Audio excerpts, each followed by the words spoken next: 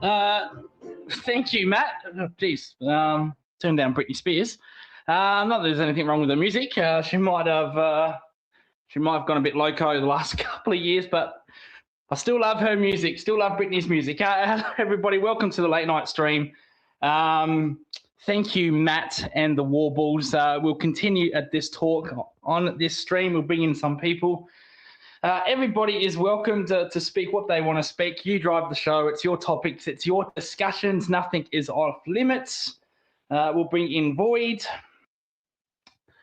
Hey. Hello, Void. How you doing, mate? Not bad. Not bad.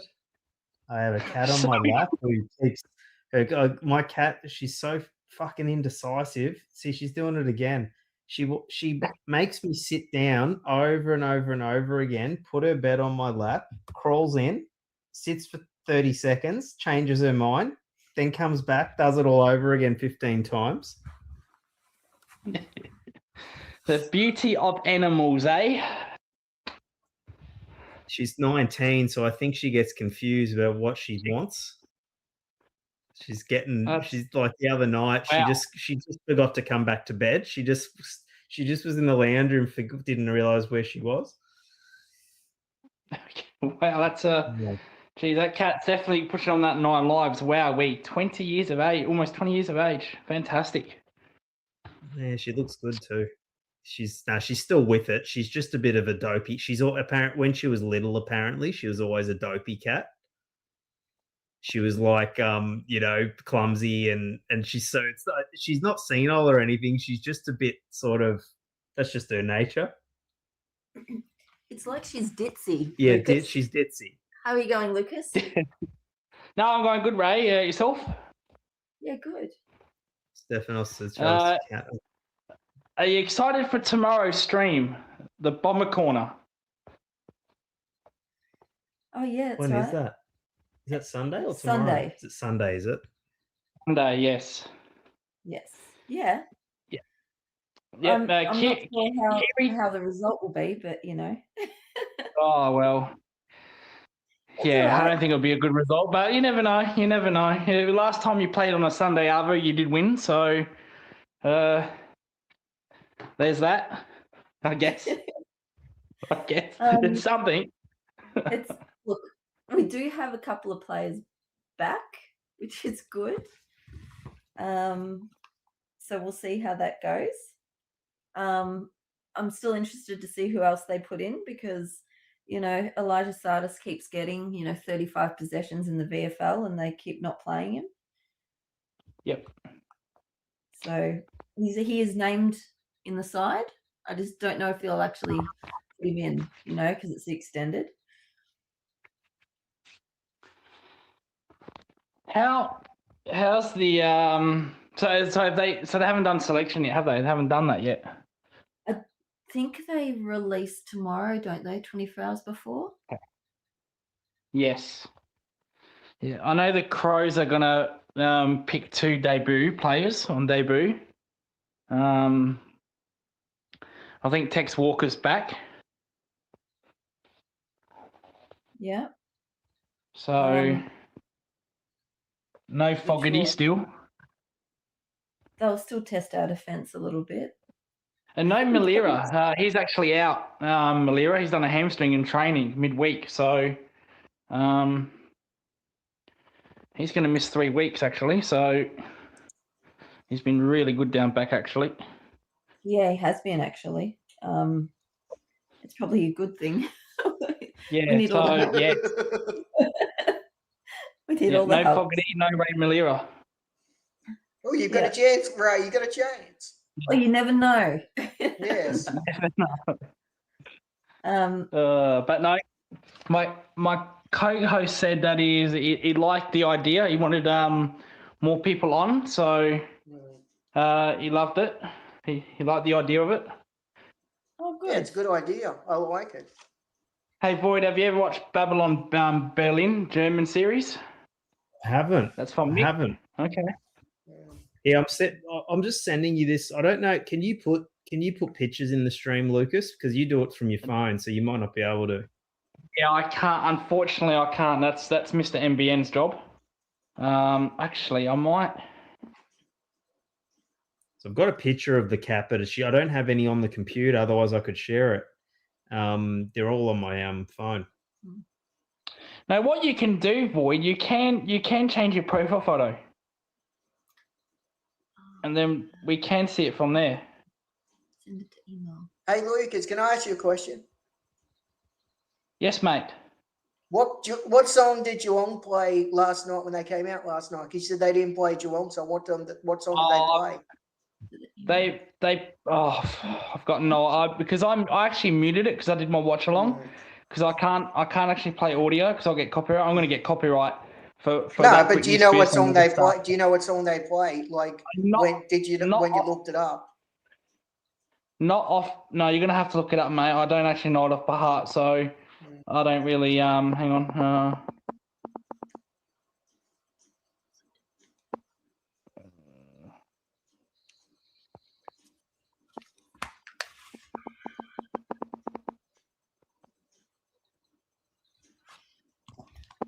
Geelong Whiteout song.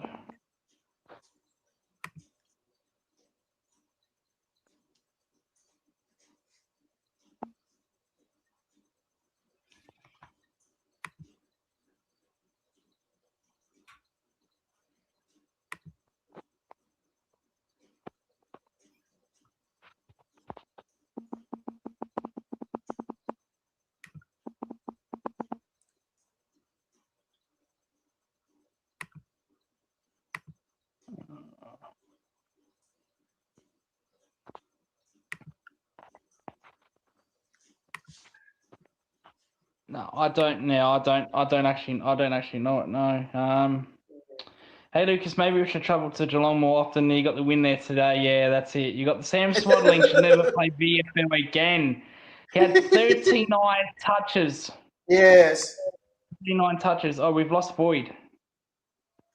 Oh no, he's still there. He's got nothing at the moment. So I thought it was someone else in the stream because he's No. probably- Just changing the photo to the cat. Yeah. Yep. Well, Yeah. Lucas, you ever going to say that ever again? Collingwood should ever play at Geelong ever again? I fucking hope not. Fire the Fly says, Void, have you seen Ray's Geelong Zone AI photo? He has. He has seen it. Yeah, I've seen it too. Yeah. Mick says he's binge watching the series now, Void. Okay, I'll look it up, Mick, yeah. I'd say if Mick wants to come on, he's more than welcome to, but he's probably pushing out people at nightclubs, the bouncer he is. No, well, he could be at work. Yeah. No. It's all good. It's all good. It's a bit of fun there, Mick. So how does Ray think Essendon will go on Sunday? I think she's well past thinking about how they go, right? Yeah, look, if they don't get beaten by 80 points, I'll be happy. I don't think it'll be that. I don't think it'll be that. It's not. You're not playing like Hawthorn. No, that works. They're not true. Hawthorn. Yeah. No. I think you'd do well to get it under 30. I think it'll be with 30 I to 40. agree. I'm with Lucas on that. Yeah, look, it just having a ruckman back will help. So that means I was gonna ask Ray about that. Who did Essendon bring in this week for their replacements? So Nick Bryan, who was sore after not last week, the week before. He kept getting jumped into the ribs. He's back in, which is good, which means we've got our main ruckman, which is helpful. PNG, I don't think it'll let me upload it as an avatar because the file's too big. All you do is just download it and you can convert it. Lucas does it all the time with these avatars. Yeah, I do it all the time. It's just a high quality image, so he's just going to downgrade it. Is Ray, is Nick Cox playing? We've got a question here. Is Nick Cox playing? No, he's been omitted. Oh, that's ridiculous. After one game. That's ridiculous. I know. But That is Langford's Fuck. back, correct. and Yeah. they've brought in Zach Johnson. Yep. And then What I'm gonna do. they've brought in Yeah. Unwin for his Yep. first game for this year, I think. Yeah. He's a bit thin. Like, he's Mm. really skinny. He needs to sort of Mm. build a bit of strength. He's only a second-year player. Mm. And Harrison Jones is back in, which apparently has been playing really well in defence. Although often you don't notice the defenders so much. So I'd have to go back and watch the VFL last week. But apparently he played pretty well in defence. So I think they're wanting to bring him in probably for Ben Mackay and put him in the back line, or Langford, because Langford sometimes plays off half-back too. Mm. Well, that's What I'm sad gonna- for Nick Hawks. That's sad for him. It feels like his career's over now. Well, and we don't play VFL this week. So, yeah, I'm hoping that they put him in next week, but Yeah. who knows? So, Void. See, Void. I was going to say to Void, how well are you with StreamYard? Are you struggling, mate? Yeah. I know. I'm yeah, I'm coming. I'm just. What, Well, what did I Lucas, do give him wrong some this tips time? how to change the Peg. picture. You do it all the Sorry, time. I'm doing bloody photo editing. Well, Void, Void ask figures Lucas. that Ask Lucas. He changes his picture all the time. Mick says he's on his couch. He's been watching Babylon Berlin. So get on it. Get on it, Void, when you can. Yeah. There seems to You'll be a have lot my of buzz in the undivided media about. attention in 2 seconds. I'm fulfilling one of Stefanos's requests. Yeah. I think this should work now. There seems to be a lot of buzz in the media about Jamie Graham and Murray Davis for the Dons coaching gig, Ray.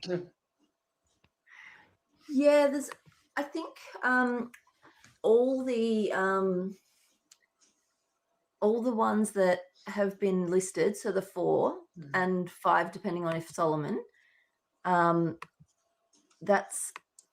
all are pretty good actually. Fiona did a video on them, and what each of them would bring, kind of thing. And I think the selection's pretty good. And now they're going to the 2 outside club reviewers. Yeah. Because what? I did. Yeah, go ahead, Ray. Yeah, so I think I would be happy with probably any of them. So yeah, I was listening to what she was saying about them, and I was just like, you know what? They kind of would all be good for our young players, I think. Yeah. You almost, it's sort of hard to decide almost. But we'll see. I think some people didn't like, because Jamie Graham applied for the Carlton job, right? Yeah. Yeah, he's in both processes. Yeah, so some people thought that was bad and some people thought that was good. And I was on this, listening to the stream and reading the comments, they were sort of saying, oh, how committed is he to being the Essendon coach when he's applied for both? But then other people were saying, well, if he's made it through to the final for both, he's pretty good. Yeah. So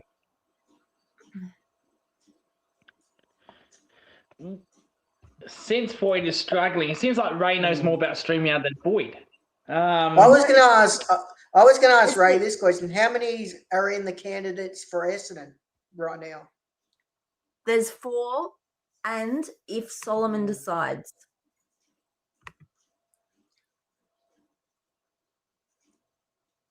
So is James Hurst in the candidates? Yes. Yeah. And he's still the favourite? He's the favourite. Yes, probably, but McVeigh's well credentialed. Spike. Yeah. Good old Spike McVeigh. when he broke James Yeah. Hurd's face open. I remember that day very well. Do you, Lucas? No, I don't actually. I'll tell you what happened. They were playing a game. It was Essendon versus Fremantle, and Spike broke James Hurd's face open with his leg. Yeah, There's, that was there's the kick. that's the He one. finally in, did the it! game- Yay, Voidoid! He was in Perth, There you go. right? There you go, Stefanos. There's the Yeah, it cat. was in There's the Perth. cat right It there. was in Perth. I Look had at to that change. cat.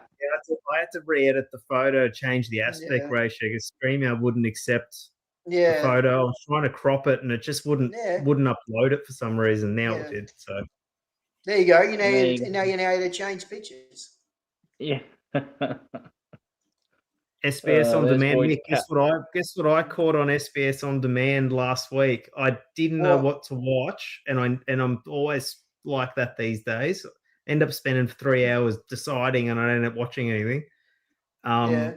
Mona Lisa popped up on SBS on demand. I hadn't seen it in Mm. so long that I forgot most of what happened with Mm. Bob Hoskins, and Yeah. that was awesome to rewatch that. Recommended. It's a 1986 movie.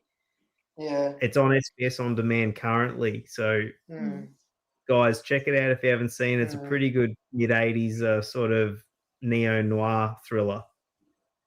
Well, do you and Void and Ray, do you remember that when Spike broke James Hurd's face? I remember it was in the goals near the goal square Yeah. in Perth. It was And he Fremantle couldn't- versus Essendon. Yeah, he couldn't fly home. Yeah.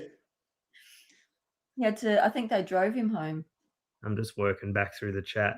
Yeah, Lucas, Followed it. James Hurd's face looked really bad. Spike really opened his face up really bad. Yeah, broken cheekbone. That'll do it. Yeah, he did it with his leg. No, I Yes. saw that. I saw that MD, and you know what it felt like? It felt like a zombie. You watch those zombie movies where they just run at you and that. It felt like a whole lot like that. Goodness gracious me. Mm.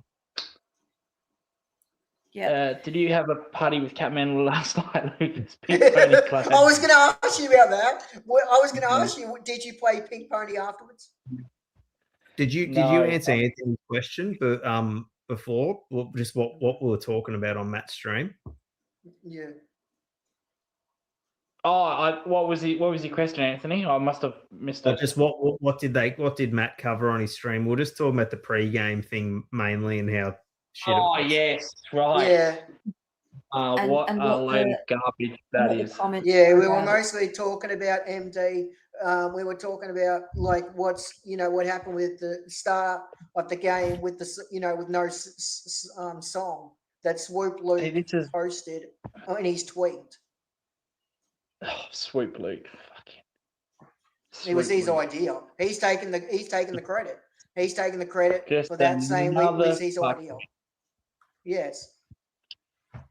You got to learn just to take the credit for good ideas in life. Yeah, not bad ones. So it's not me. It's not me. It's someone else. I'm going to call him. I'm just calling him Snoop Fluke from now on. Yes. Yeah, or Swoopness. Swoop. I don't know. I've lost There's no it. swoop. There's no swooping there. No, there's not. no No. Yeah. What did you think of? What did you both think of the fight between Swoop Luke and Pommy, Void and Lucas? Oh, well, I love Pommy. I can't. Pommy's the kind of guy in real life that I would probably, have a beer with, Me, me too. Pommy's well, look, I don't think me and Swoop would have a ton to sort of talk about. Double shackers. Me and Pommy go back and forth a bit in the Bomber Banter chat, and we crack jokes at each other, and he's just got a similar sense of humor to me. Yeah. No, I'm team Pommy all the way, of course. I'm not tribal like that. I won't just, what Pommy said was correct. Yeah, I and agree. Swoop didn't understand, what he was trying to say. He was trying to say, Yeah. well, look, you if you put that shit out there, then you've got to take the consequences, and you've got to accept the consequences. It's different if someone's targeting you and you sort of didn't provoke them. If you provoke them, then you can't complain that you're being attacked. Can't have it both ways. I've never seen. Well, I know who Pommy is, obviously, but I've never interacted with him. Never, so I don't know him. I can't really comment on it. I've never seen his. Have you seen the video, Lucas? No, I've seen that video, and I know he does a lot of watch-alongs. Yeah. But I've never actually commented on his stuff. So, like, he's one of the nicest guys you ever. He's one of the nicest guys you ever talk. I've talked to him. He's one of the nicest guys. I know. Like I said, I've seen some of his watch-alongs and that. I've never commented on it, but I know who he is, and he does a lot of work with Bomber Banter and all that. Really intelligent guy. I know that. Great vocab, great like speaker, great vocabulary, great insights. And the thing is too, he's kind of got a bit of he's a bit of an intellect as well, but he doesn't he doesn't like flaunt it. Like he's got great references to like pop culture that he throws in when he's talking about, like, he'll say, this player reminds me a little bit of, you remember that song where this happened? Yeah. Or so he kind of like jazzes up his content a little bit. Yeah. He'd be really great sort of radio DJ. Yeah. But what going back to the run out in Collingwood and that, what made him do this? What made him decide, you know what, we're going to do this and it's going to be great fun. The fans, what made them think that the fans were going to love it? What made them think that? Easy, because we're dumb. It's a corporate thing. Like that's a mistake. That's a mistake the corporate world makes. They're trying to work out the biggest thing they can never work out, and this isn't, and I'm just speaking broadly, like not just about Collingwood. They're trying to work out what people like or what people are going to accept. It's the same with movies, with music, with products, all trying to anticipate the next thing, the next trend. The problem is they don't really listen to what people like. They get their information obviously from the wrong sort of ecosystem. Yeah. They would have had this idea by just like they probably did like a focus group on a couple of like what generations like between say 15 and 25.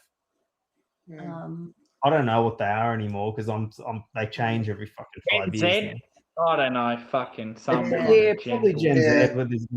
They probably did a little focus group thing, and they probably thought, this is how we can tap into we can capture the TikTok crowd. Yeah. Oh, the other thing Swoop likes it. He likes anything. He's dumb as hell. Yeah, I'm not sure if it comes in the AFL too, because they've got this obsession with shaving time off the game. Yeah. Oh, yeah, it's fucking. And so by doing the toss earlier, right? But then it was really funny. The game started 2 minutes late. Yeah, I remember that. Yeah. So I don't know if it's something like that because they're trying to. I don't know. It's really bizarre. Yes. That Void and Ray are a cat. There you go. In the corner. Is that? I was going to ask you. Is that your cat, Ray? Void. Yeah. Yeah, I like your cat. Looks very cute. Yes, she's there you go. She's 18 in that photo. Oh, there you go. Wow, she looks good for 18. You weren't lying there, eh? Bloody yeah, hell. I was going to ask you the question. What do you think of Anthony B's question about Craig Kelly about Butters, Voidoid? Oh, yes, that. It was It was I think Port. It's very rich coming from Port, seeing as they took Jason Horne-Francis while he still played for North Melbourne. Yeah, I remember that. I think it's a bit rich for Port in general. It is 100%. Well, look, the difference is Jason Horne-Francis hadn't even said he was leaving North Melbourne at the time. Like everyone knows Butters is leaving, you know. Yes. That like fucking hell, Crimea River. Everyone knows he's leaving. He wasn't even out North Melbourne for long. And he wanted to fucking go home. The stupid idiot. He wanted to just go home when he wasn't even there long. I think it's worse poaching a player in his first year of football than a guy who's a fucking restricted free agent. Yeah. So funny. I don't know what the outrage was. I actually didn't hear it. What was it actually about, Void? Was that about him coming to Collingwood, or was it about someone else? Greg Kelly just misspoke. He sort of said he meant to say they said they were going after Zach Butters, but he kind of misspoke and made it look like he was that they'd already done a deal with him or something like that. It was total nothing burger, a real nothing burger. And then I heard Josh Carr made a comment. I heard in his press conference. Oh well, like I said, it's rich coming from them. It's a bit rich in general because they're the ones that wanted to turn into Collingwood, prison bar jumpers and all that, and playing home games here, playing home games at fucking Alberton Oval for Gather Round and all that crap. Oh yeah. The comment came from nowhere, to be honest. That's unlike Josh Carr, to be fair. I know he spares a lot of shit, but he doesn't really talk about other clubs like that. So I'm thinking something must have happened midweek. Well, I think they know he's going. I don't know. Maybe they're thinking he's coming to Collingwood, and they don't want to get him out. Because it's not just Collingwood that he's in talks with. He's in talks with Richmond. He's in talks with Geelong. That that attack. That was like a personal attack. So I reckon Collingwood has met privately with Butters, and Josh Carr's got a wind of it, and because that was very direct. That wasn't just a random. That was a direct thing on Collingwood. And like I said, Geelong are linked with him. Geelong have been talking with him. Footscray's been talking with him / Western Bulldogs, and Richmond. So to single out a team like that felt a little bit personal for me. Well, so I think they know. I think they know he's going, but they're thinking we don't want to get him out. He's going to Collingwood. We want to keep it secret until our season ends in 3 games. It was very direct. Yes, very direct. That's what someone said. They said I wonder if he's done a deal with Collingwood, and that's why they're pissed. And they don't want people to know. They don't want people to know. Because when he was linked with Footscray and Geelong, Josh Carr came out and said, because I listened to the Adelaide News from Adelaide, and he said it's part of the game. He kind of swept it under the carpet and said, Butters is a contract player, blah, blah, blah. For him to come out and say that was very direct. And I wonder if they've had a meeting, Collingwood and Butters, over the last 3 days to make Josh Carr do that. So, that was a strange one. Yeah, very direct and personal. Yeah. Well, Lucas, I was going to ask you this question. Let's say Collingwood have made a deal with him. What would be the deal to get him to Port? What would Port want from us? So Port want, they're going to get Cotran. That's a given. Mm-hmm. That's an absolute given. He's actually playing Sandford tomorrow for them. So he's going to be playing Sandford in his first game. Hang on, let me put this out there. But Bulldogs have offered Butters 1.7 to 1.8. They want Cotran, but they want ready-made players. They want another midfielder. They want a forward to help out Georgiades, and they'd want another defender. So forwards, and they want South Australian talent. They don't want someone from Perth, but they want South Australian talent. So they'd be interested in a West. They'd be interested in a Polkinghorne. They'd be interested in a Close, if they can take him. So they want SA players, ready now players, and specific type position players. And they want a forward to help out Georgiades. They want Cochrane, which is he's a midfielder, and they want another midfielder, and they want a defender. They don't want Ruckman. They won't touch Ruckman. They've got about 4 of them, and I think 2 of them are pretty good anyway, Vincentini and Sweet. They just want a key defender to help out Elia. Now that Sav is not reliable anymore, and a forward to help out Georgiades, and another mid to replace Butters. Well, that's what I was going to ask Voidoid. If they're asking for a forward and defender and mid, who would you give from our? If they ask for a mid defender and a forward, who would you give? Which forward, defender, mid? Look, Void. Oh, we don't have our own defenders to play. No, but you know what I mean. They want to say for Australian talent. Who we got that we could give them from our team that's from South Australia? You got West, haven't you? Westy. Yeah. They can have a compensation pick and like it. Wait, isn't Bo from South Australia? Yes. So then they could have Bo. I wouldn't want to give up Westy. West, but I would want Butters. Who else is from South Australia? Void. Jacob Ryan, but he's not worth anything. No, they're not going to get him because he's going to be delisted. No, he's not ready made. He's not. They need to be playing in the AFL. So who else? Void. That's it. We don't have much to give them that not much that we wouldn't still want ourselves. What's the deal for Lucas? It's either players that that don't have much value anyway, or players that we want to keep. There's probably only 2 or 3. There's probably only 2 or 3 that have value that we'd be willing to part with. They can have the sad sack back, gold sack back. Lucas, say you're Port Adelaide. I would say this deal. We'll give you Bobby Hill because he's still. We'll give you Barry McLean and West for Butters. Would you take that? Well, I don't think they'll take Bobby Hill since he's not a Collingwood player anymore. I think they would want to take rest Bo McKerry in a first rounder.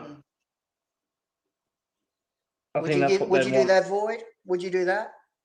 Yeah, I'd be tempted. That I'm trying to think of the I mean, the thing is too, if you did give them picks, they can use those picks to go and get a player from another club. Yeah, that's true. See, this is Richmond can offer them something different. They can offer them the number 1 pick and draft picks. So if Port had their way, they would prefer Butters to go to Richmond if it was their way. He won't go because they'll go straight away. Right, give us your number 1 pick. Bang, you can have Butters. Easy as that. Problem solved. Yeah. Easy. And so they get Cochrane and they get the number 1 pick. So they basically get the first 2 picks, really, because Cochrane's SGA, and then they've got their own first pick from Richmond. So they would have the top 2 players in the draft. They wouldn't take a Ruckman. They'll take who's that other midfielder from Melbourne? I forgot his name. Yeah. Sparrow? They'd take him. They wouldn't take that Ruckman.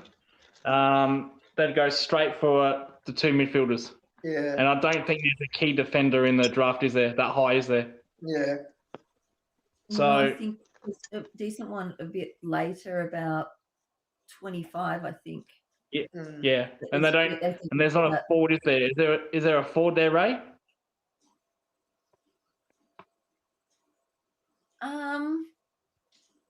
No standouts that I can remember from what I've seen so far, but there's still they've still got the combine and stuff, don't they, yet?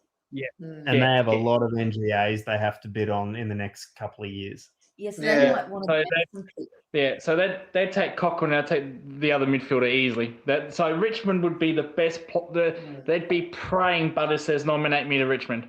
And Richmond would give up their number 1 pick for Butters, easy as that. But the problem is he wouldn't want to go there because Richmond are not going to be good, for maybe 2 to 3 years. And I don't know if he would want to wait that long. That's up. Also, That's up to. Want to go to Richmond for not just because they're down the bottom. I think there's Yeah. a bit of instability. They probably don't know who's going to be coaching them soon because I Yeah. don't think Arizona's going to stay. He's not. He could be sacked by the end of the year. You wouldn't want to go to a club who's there's a bit of uncertainty about who's going to coach there. Hello, Adrian. Welcome to the chat, mate. Edge. Hello, Age. G'day, everyone. Sorry, I'm halfway through a fucking pistachio. Well, Age, I'll ask you this question. We've all saying, how would you get Butters? What would you give Port Adelaide to get Butters? Oh, Chris, I just don't want to overpay. Yeah. And I reckon it doesn't You're matter gonna what have the to. scenario is, we're going to Yeah, that's what I'm overpay. saying. Yeah. So I'm almost in the camp now of if they're not willing to take the compensation, I Yeah. honestly might prefer to miss. I know that might sound stupid, but I honestly, I just don't want to give up too much for players anymore. Overpay. It's gotten us to where we are, and I'm just done with it. So I think we can go elsewhere and do better things with our picks and money and whatnot. But if they're happy to take the bloody compo pick, fucking yeah, that's a different story. Then give him bloody 3 million for all I care. MD Melbourne, MD's going to bed. He's going to watch it in his room. That's right, MD. You're fine. You're all right, mate. Thanks for joining. Would they in take for a that, little bit. Lucas? Would they take a combo pick, or would they not take that now? No, they prefer to get They prefer to get the maximum deal. Like Age is right. You no matter who they go with, they're probably going to have to overpay. Like if you said Butters number one pick, is that not overpaying? Like that's the number one pick. Like Butters isn't 21. No. Like that's still a bit of an overpay just for a straight swap number one pick.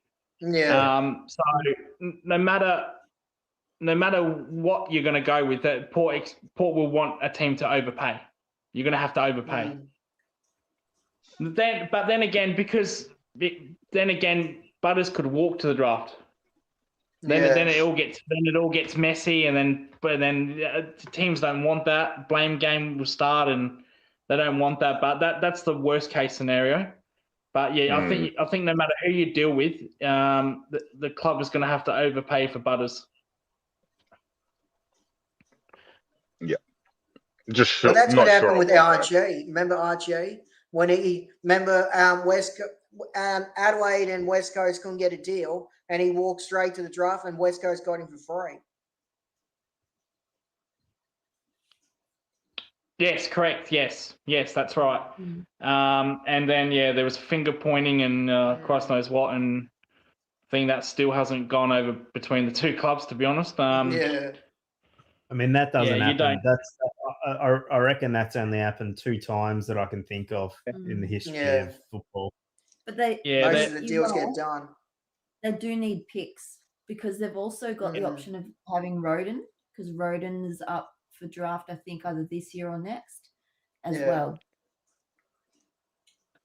Yeah. So they've got a few Roden's candidates. Porter in a bit of a bind. Yeah. They're in a bind because they need they won't be they'll miss out on some of these kids if they don't. Yeah. You know, look, the thing is, if they got, say they got what you gave up for Cameron, so they got like a 3 picks, like 14, 15, 20 or whatever, that might not be enough to get some of those kids. They might need a high-end pick to bid on a kid if someone puts in a bid at 1 or 2.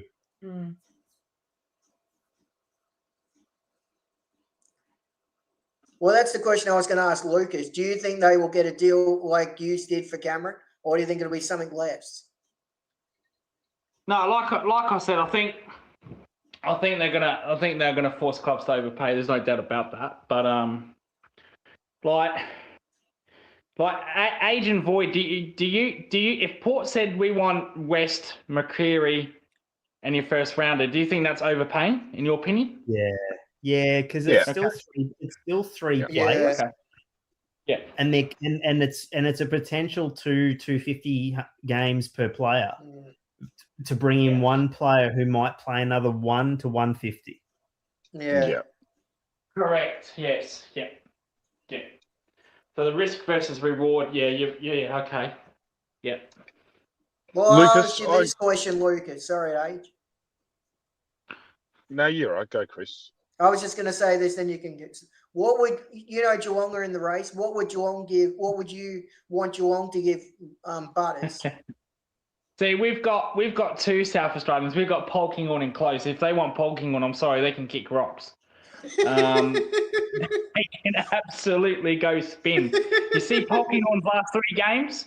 There's yes, no I saw it last fucking night. way. Yes, I saw it. Yes, No, I'm sorry. There is now, again, like I said, Polkinghorne could, I said this last week, Polkinghorne can stink the next week, and he didn't. But he could stink next week.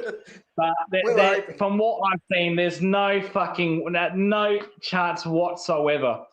I want to release Polkinghorne. And I'd be, if Port said, look, we want Close, we want your first rounder, we want Polkinghorne, I'd be spewing. I don't care about Close. He can go off. He can chip off for free.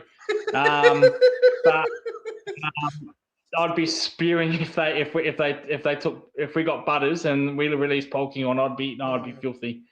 Yeah, we've got Butters, fantastic, but we've just lost, in my opinion, a generation talent in Polkinghorne, and I'd be absolutely fuming with that. And especially if we went on to play 200 games of Port, kicks 400 goals, I'd be spewing about that. I would not be happy. So that would be overs for me. I can live with the first rounder. I don't care about the first rounder. That if Port want that regardless, that's fine. They can have that. That doesn't upset me, no matter how high it is. But yeah, not Polkinghorne, please. That's overpaying for me. So Polkinghorne's potential is. Lucas, I don't want to give up West. I don't want to give up West, Lucas. You've seen how he's playing. I don't want to. You're like Polkinghorne. I don't want to give up West. West to me, and I've said this to Void. I've said this to Age. I think this guy can become one of the best forwards we've got. You've seen how good this. You've seen his last 2 to 3 weeks, Age and Void, how he's played. He can become one of the best forwards we've got. So everyone keeps saying for us to go for a key forward. Why? We've got him. We've got West. We've got Buller, McCarthy. Focus on those 3. See that. Oh, so I'll get to Age. What were you going to say, Age, to me? No, I was just going to pretty much ask you exactly what Chris ended up asking you, actually. But I was going to add on. What I was going to add on was I don't think Butters is sell the farm like a Jeremy Cameron type. That's just me. Ooh, Jeremy Cameron. I agree with that. And you guys were in the race, and it was reported we were in the race a bit at the time. Yeah. I remember thinking I would sell the farm for that guy. However, Butters, I don't get that same gut feeling. I just get that. The big knock on Butters is that he doesn't kick goals. That's right. No. That's right. No, I agree with you, Adrian. Probably would different question, right? Yeah. Yes. I agree. Yeah, I agree with that, Adrian, to the extent. I think Cameron, because what's more valuable? Let's be hypothetically here. Like Cameron's kicked 500 plus goals. Like, what's more valuable, a 500 plus goal forward or a Brownlow medalist in the midfield? You take the forward, in my opinion, because I think there are more midfielders you can get than big key forwards. I think more key forwards are very valuable these days, especially in today's game, than midfielders. I think you can find a midfielder anywhere. That's right. Cameron's a different story again. I agree with that to an extent. Yeah. Cameron's even more than a normal forward. Yeah. He's everything, mate. He's everything, that guy. You can play him in the midfield, play him on a wing. Fucking, you can play him anywhere. Capable of kicking 90 goals a year. That's right. I agree. There's talks of him playing half-back when he comes back. Yeah, because he did one game. You did one game when you're watching when he was playing half-back against GWS. And he put on 20 disposals in a half. So that'd actually be amusing. That but I don't think that would work out in the end. But it did that game. But before he got injured. Yeah. But no, Cameron's already a legend of our club. You know, He is. He's on par with Hawkins and all that, and Bartel and all that. So, no, he's a legend of our club, no doubt, Cameron. But I think you can find more midfield. As Abe said, I think you can find I think you can find more midfielders, more if you want to call them elite midfielders than elite forwards. So yeah, I agree with that to an extent. Yeah, I do. I'll tie this back in, and it's good that Ray's here because she can answer this and take away the culture aspect and the fact that Merritt's was captain and all that sort of stuff. Like, I looked at the Hawthorn offer to Essendon, and I said, you would be crazy to knock that back, in my opinion, because I just think it's way overs for like just a midfielder essentially, you know. Now I know Hawthorn's in a position where he could be the one that unlocks the premiership and all that sort of stuff. I get it. But when I looked at that deal, I just said, that's way overs. If I'm just looking at the player taking away all the culture stuff, I would take the deal, right? I look at the same thing with the Zach Butters now, and I think it's just going to be a ridiculously overs offer, most likely. This is the advantage when he's probably potentially happy to go to like 3 or 4 clubs, you know? And I just sort of think clubs are getting a bit stupid with these offers. And I almost like how it used to be, where it was a little bit more restricted with what you could offer. So clubs sort of had to accept things. Like, I don't know. It's just, I think it's getting a bit fucking ridiculous, to be honest with you. It's too convoluted now because they now, have you noticed teams don't trade players that much anymore? It's all picks for. Yeah, that's what I sort of miss. I like the old days where you actually sent a good player across and got a good player in return. Now it's I remember that. Here's 11 picks and a bunch of draft points. Yeah. Yeah. But to what you're saying about the reason, I think there was a couple of reasons why they were a bit reluctant. First of all, it's Merritt's fault. He should never have met with, as a captain, he should never have met with an opposition coach inside the year. And especially because it was leaked, and it was clearly leaked by either Hawthorn or whatever. Essendon and Hawthorn have never gotten along. So you're never going to like no, I agree with that. Have a good deal between the two if that kind of thing happens. And that was the second time Hawthorn had done that year to a captain, right? So I think then the offer wasn't as good as what it looked like. They said, 3 first rounds? Yeah. Which they were going to get pushed out into the 20s, into the mid. It was 3 first rounders and Henry Arsway. Yeah, who doesn't play in the AFL, plays in the VFL. Yeah, he plays in the VFL for Hawthorn. Yeah. And Essendon actually had, because we had to have a lot of mid-season picks that year, I think they didn't necessarily need that many picks that year. I think if there were more picks like this year or in the year after, it might have got them over the line a bit more, a little bit more creative.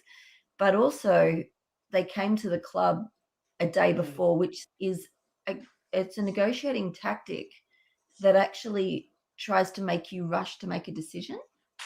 And I think that's another thing that just failed, because they didn't even offer anything. Hawthorn didn't offer anything until the day before the trade closed. That's right. And so I think if they'd have offered, say, the Friday before and then negotiated a few things, they might have actually got it done. But there was no time to go backwards and forwards. Oh, well. Because you can't exactly go to your players and go, we want to trade you with like 12 hours. Yeah. That's kind of hard to do player trades that quickly. Yeah. I think if they had thrown up Cam McKenzie instead of Hustwaite, I reckon the deal would have gotten through. Or McDonald, or Mitchell Lewis. Yeah, if they had have done, they would have been happier with less picks because Essendon also already had 5 picks in the draft. Yeah. As well. Mm. So. But I would have taken it just because when someone wants to leave, my personal view is just get rid of them. Yeah. I don't care if you have to take a little less. That's right. And because he's giving you bugger all now, keeping him there like hostage. Oh, of course. That's right. But look, I don't really want him still at the club because if you look back at his history, the amount of times he's like spoken to other clubs over the last sort of 5-6 years, then asked Essendon club for a pay rise, and then 3 months later asked for like a trade, and then just all sorts of backwards and forwards. I don't know if he knows what he really wants half the time. Yeah. Well, the question I would ask you, Ray, what would you take for Merrett now? If Hawthorn came to you and said, we want Merrett, what would you want now?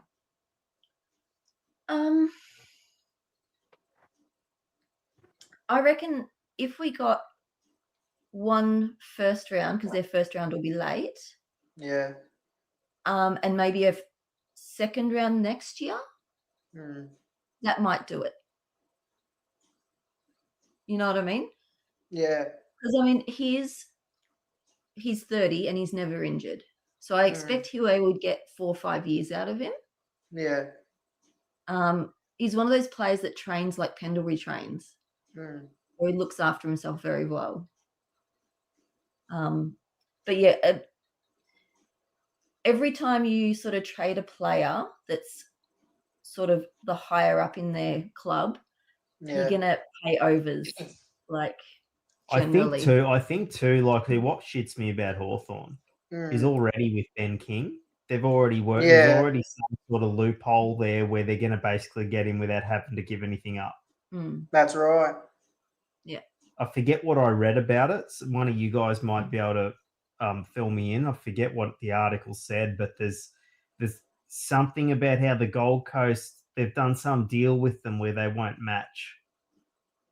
Okay. Well, I've heard they've offered him 6 years, and I don't know about the money, but maybe they're okay with the. I don't know. Maybe they're okay what the pick they're getting back, and maybe they're just okay with him just going. I think they would rather keep Walters and piss him off.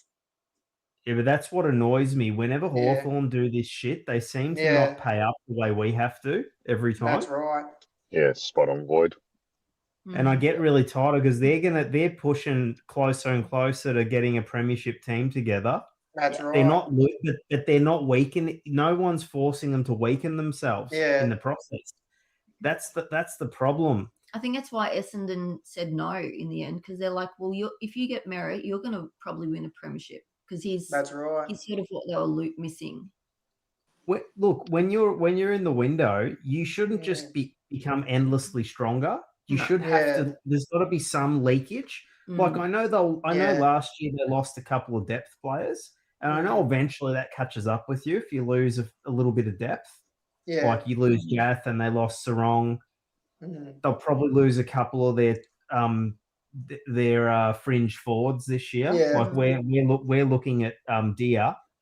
Yeah, who I actually wouldn't mind. He's only 20. I wouldn't, but he's not going to help us probably right away. Yeah, probably but the thing is, I've been saying this to you, Void. I would, if I had a preference, I would want him over Mitchell Lewis. He doesn't get injured like Mitchell Lewis does. He's also younger, right? Yeah, that's right. Great. He's young, but we just need someone in there who's about 24, 25. We can't because we've already got either unproven guys or young guys. We just need. I mean, Lucky McStay's kind of having a bit of a killer year, but he's 30. Oh, he had a great game. We want to get someone else in there, I think, who can kind of come in and play. Well, is Shoal going to stay? Void? I imagine so. Yeah. Well, because Chol also rucks, doesn't he? quite a bit. Yeah, he does. I wouldn't Hello, mind Anthony. Dia just because he's cheap and he might have a future ahead of him. They've also Yeah. got Ramsden and Schubert, the two others. Yeah. Anthony, welcome to the stream. Thanks for joining, mate. Appreciate it. Hey guys, how's everyone Hey. going? Chris, Hey, Anthony. Void Yeah, Age, good. Lucas. Yeah, guys. I was just hearing your Butters discussion, Yeah. and I am on Age's side here because for me, looking at that Geelong game, I think what we're missing isn't really that big bull player. I think we're actually just missing quick, skillful players. So, like for example, assuming we had Neil in next year, I feel like we have too many of those Ned Long, Anderson, those big body types who can't really have good disposal. And I feel like last night or the night before, where Geelong got us was on the outside. Like their running skill was just a whole new level over ours. Like it was not even comparable last night. So I would try and get Butters, but I feel like where we are lacking is more. I want A grade skillful runners in our team, and then perhaps we can even use Neil for a bit and see if we can develop more of our own. Yeah, but I just feel like they have Manor and Smith. Like Smith isn't even a big player. Like Lucas, can you just maybe correct me? But I don't believe you had any big bulls in there last night. Like it was a Smith, Manor, Atkins. Yep. Like all of them are quite small. So it was their skill and ball winning ability that got us. And I don't know if Butters is going to be the answer to that. You know. Oh yeah, look, we don't have any Crips in there. Like we had Dangerfield for many years. We had Selwood for many years. Even though Selwood was not nowhere near Crips, but he played like a big midfielder. Selwood. Atkins is a small guy, but you know he was fantastic last night, wasn't he? Absolutely incredible, Tommy. Bailey Smith, yeah. So they look the same, but they're not. So you've got I said this to to Mixed Channel last night. So they all three of our core midfield play differently. So you've got the tagger, you've got the inside mid ball, which is Atkins, and you've got the gut running link up player in Bailey Smith. Max Holmes offers something different. He offers pace and kicking efficiency when he's not playing at fucking halfback. So yeah, they're not big guys. They're not really like a Crips or anything like that. But they give you three different things. So they're not. So what's the word I'm trying to think of? They're not vanilla. They're three different players. And we are though, Lucas. Like, sorry to interrupt, but Collingwood's very vanilla in that we have Nick or like a C tier midfield. Like Ned Long, Anderson, Ed Allen are all pretty much Ed's a lot better, but they're all like a similar player. Very contested, very big, very aggressive, very powerful. But like on their running ability, like I'm sure Allen can run, but like the other two just can't run. And so like we had Pendlebury and Sidebottom on Dempsey and Smith. Like we haven't got that A grade running ability. Like Collingwood lacks elite running skill, elite boy skills. Whereas Geelong just thrive on it. And I don't know if Butters, like giving up our whole farm for Butters, I don't know, plus Neil, like, is that even going to address our root problem here? Like if we had Butters and Neil and Nick, I'll probably see Geelong winning the same way again next year, you know? Like just outrunning us again. Neil would be your clearance player. Like you got smashed in the clearances last night. Like and that was surprising because we're not a clearance side. We're not. We're really not. And, so Neil will help you with the clearances. Butters will help you with the clearances. So that they will be important for Collingwood. They'll be important for us because we're not We're not a big clearance team. So again, Butters would, if Butters chose Geelong, he'd give us something again. Say he'd be a totally different midfielder. He'd be your clearance player. Atkins, Warple had six, 7 clearances last night, but he's not an A grade such elite. He's still B grade. So Butters would bring the clearance game to your club. Whoever he chooses, he's going to bring clearances. Neil was going to bring clearances, which will help Collingwood in the long run, in the short term. Like short term for Lachie Neale, and then long term for Butters, which is what the area really got let down in the CBAs. Neil will help Nick kick more goals. There you go. Yeah, because they'll be able to, a couple of those guys will be able to spend more time forward as well. And see if you saw, and I think next year Swadling can go in right into the midfield as well. Yeah, yeah. He's ready, and did you see? I mean, look at that pass today. Did you see his kick to? I forget, might have been.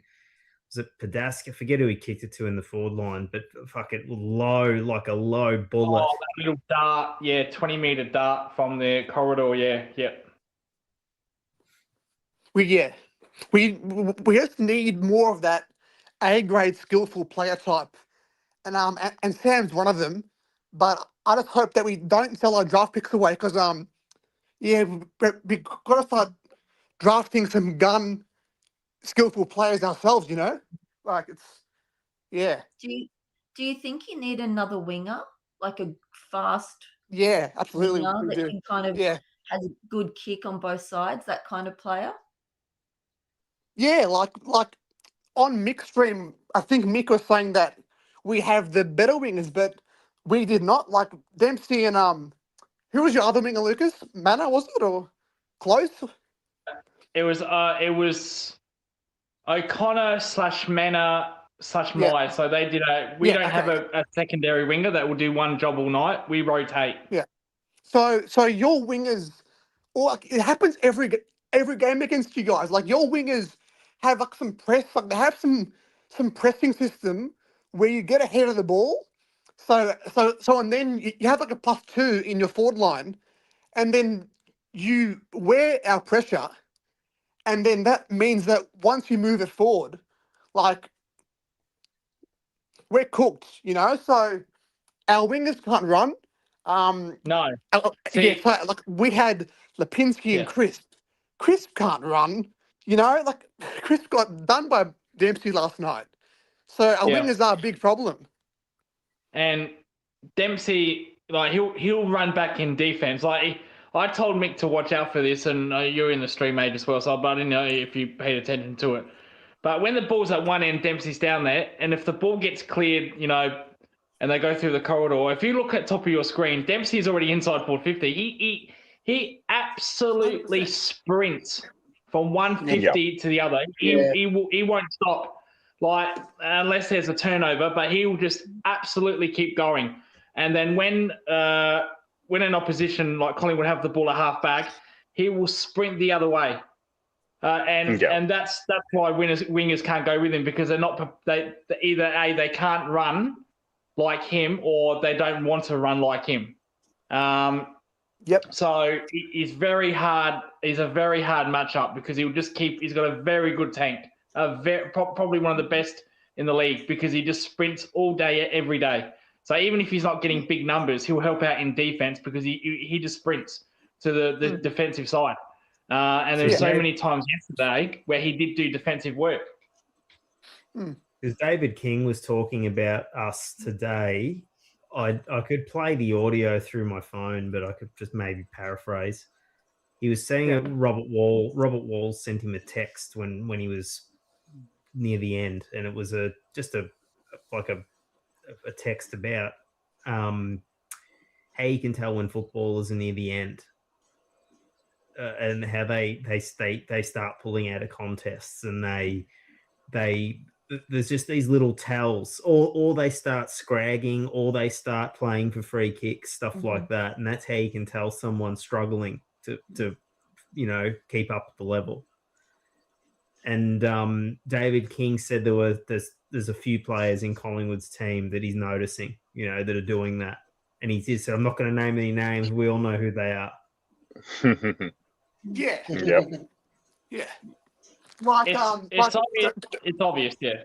yeah, like Geelong. If you're going to beat Geelong, you have to look at that Lions blueprint from last season. So what the Lions did is they beat Geelong at the source and didn't even allow it to even get to the wings. So but with Collingwood losing it so badly, like we're just like Geelong control the ball and they dominate the game style in a way.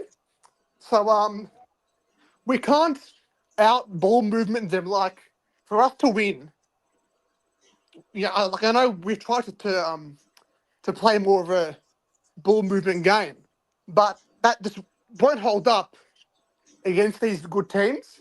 So it's like the only way is if it was a clogged up contested game, a slogfest like with.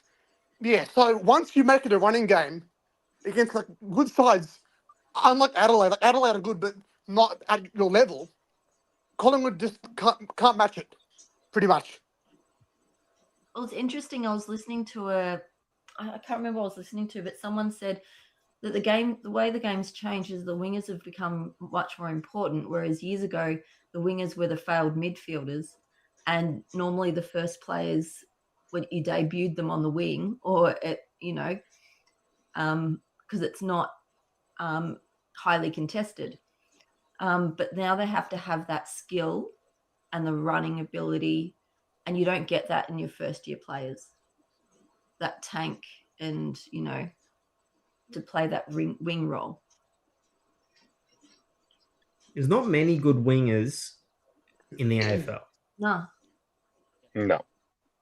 It's a very, very specialised position. Geelong's kind of lucky. They've got a good one. Who's people can't figure out how to play him. Yeah. Very well. Yeah. Exactly. Hawthorn have got Darcy one in Wilson's Whittle. another good one. Yeah. Whittles gave Dempsey some Whittle. trouble in the past because Whittle can go with Dempsey. He's not as skillful as Dempsey, but Whittle can run with him. He's just as explosive runner than what Dempsey is. So the Melbourne runner, was that Harrison? Forgot his name. Melbourne's Langdon. runner. Yeah. Langdon. The winger, yeah. Langdon. They have a few of them. Windsor, Langdon, Langford, all of them. Yeah. Oh, Langdon's Windsor. ridiculous. Yeah. So Langford gave Dempsey didn't have big stats in that game because Langford was able to run with him. 100%, Again, not as skillful, nowhere near not as skillful as Dempsey. Doesn't kick as much goals as Dempsey, neither does Whittle. But at least they can go with Dempsey. They can run all day. They're the trouble ones they're the ones that trouble Dempsey the most. But the ones that Dempsey just goes from is the wingers that can't go near him. That just can't run with him. He does as he please defensively and in attack. Those ones he burns all along. But the runs that can go with him, the power runners, that's who he has much trouble with because they can play defense. Like Whittle, Sam Mitchell puts Whittle down at full back at times. And I wish Chris Scott did that with Dempsey. I think that would help him. So yeah, Whittle's probably the really only one that could match Dempsey on paper, like skill versus skill type, and he gives him a lot of trouble. So you need a winger that will go with him in the running. It's not so much attacking play. You just need it's like a negating forward. You need a negating winger on Dempsey to go with him in the two-way running. Yeah.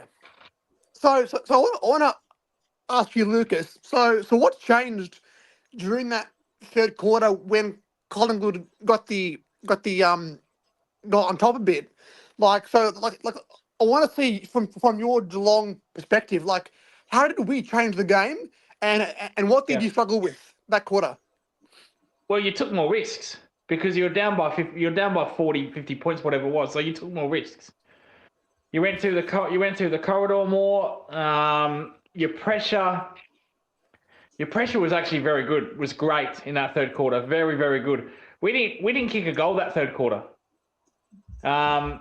Every time we got the ball, you just smothered us. So you attacked through the corridor, which brought you a couple of goals, and then because you kicked a couple of goals, your energy ran up, the pressure ran up, and Geelong just couldn't handle it. They folded. That three-quarter time break was very important for Geelong because it just gave them a breather, just gave them to calm down a bit. And that first goal was if Crisp would have kicked that goal, it could have been a different game, a very different game. Because GWS did the same thing. Because GWS in that game, they weren't up at three-quarter time; they were behind like Collingwood was, and then they got us in the fourth quarter because they kicked the first two goals, and we just had nothing for them. So that I'm not blaming Crisp per se. That's not Crisp's fault, but that was a very important kick, and if he would have kicked it, could have been a different result. Certain moments in every game that sort of, if it goes either way, it kind of shifts the dynamic, right? And that's one of those, I think. Yeah, but Collingwood during the fourth quarter, Collingwood went away from the corridor. It was almost like they thought, you know what, we got it back to 10 points, or 3 goals.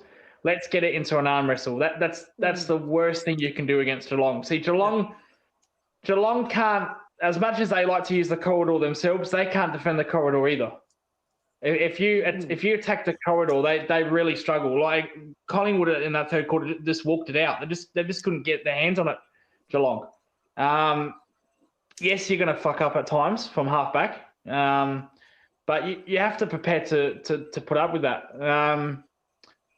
Melbourne did that for the first 2 quarters, and they were terrible in their turnover, but they persisted with it for a little bit.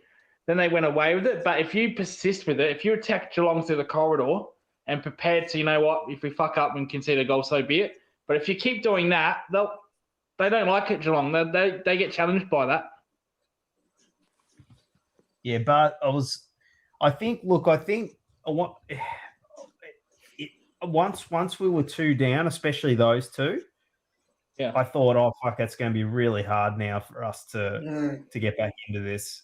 Like, especially if our midfield doesn't work hard enough. You guys were already struggling with your forward entries, even with the full complement.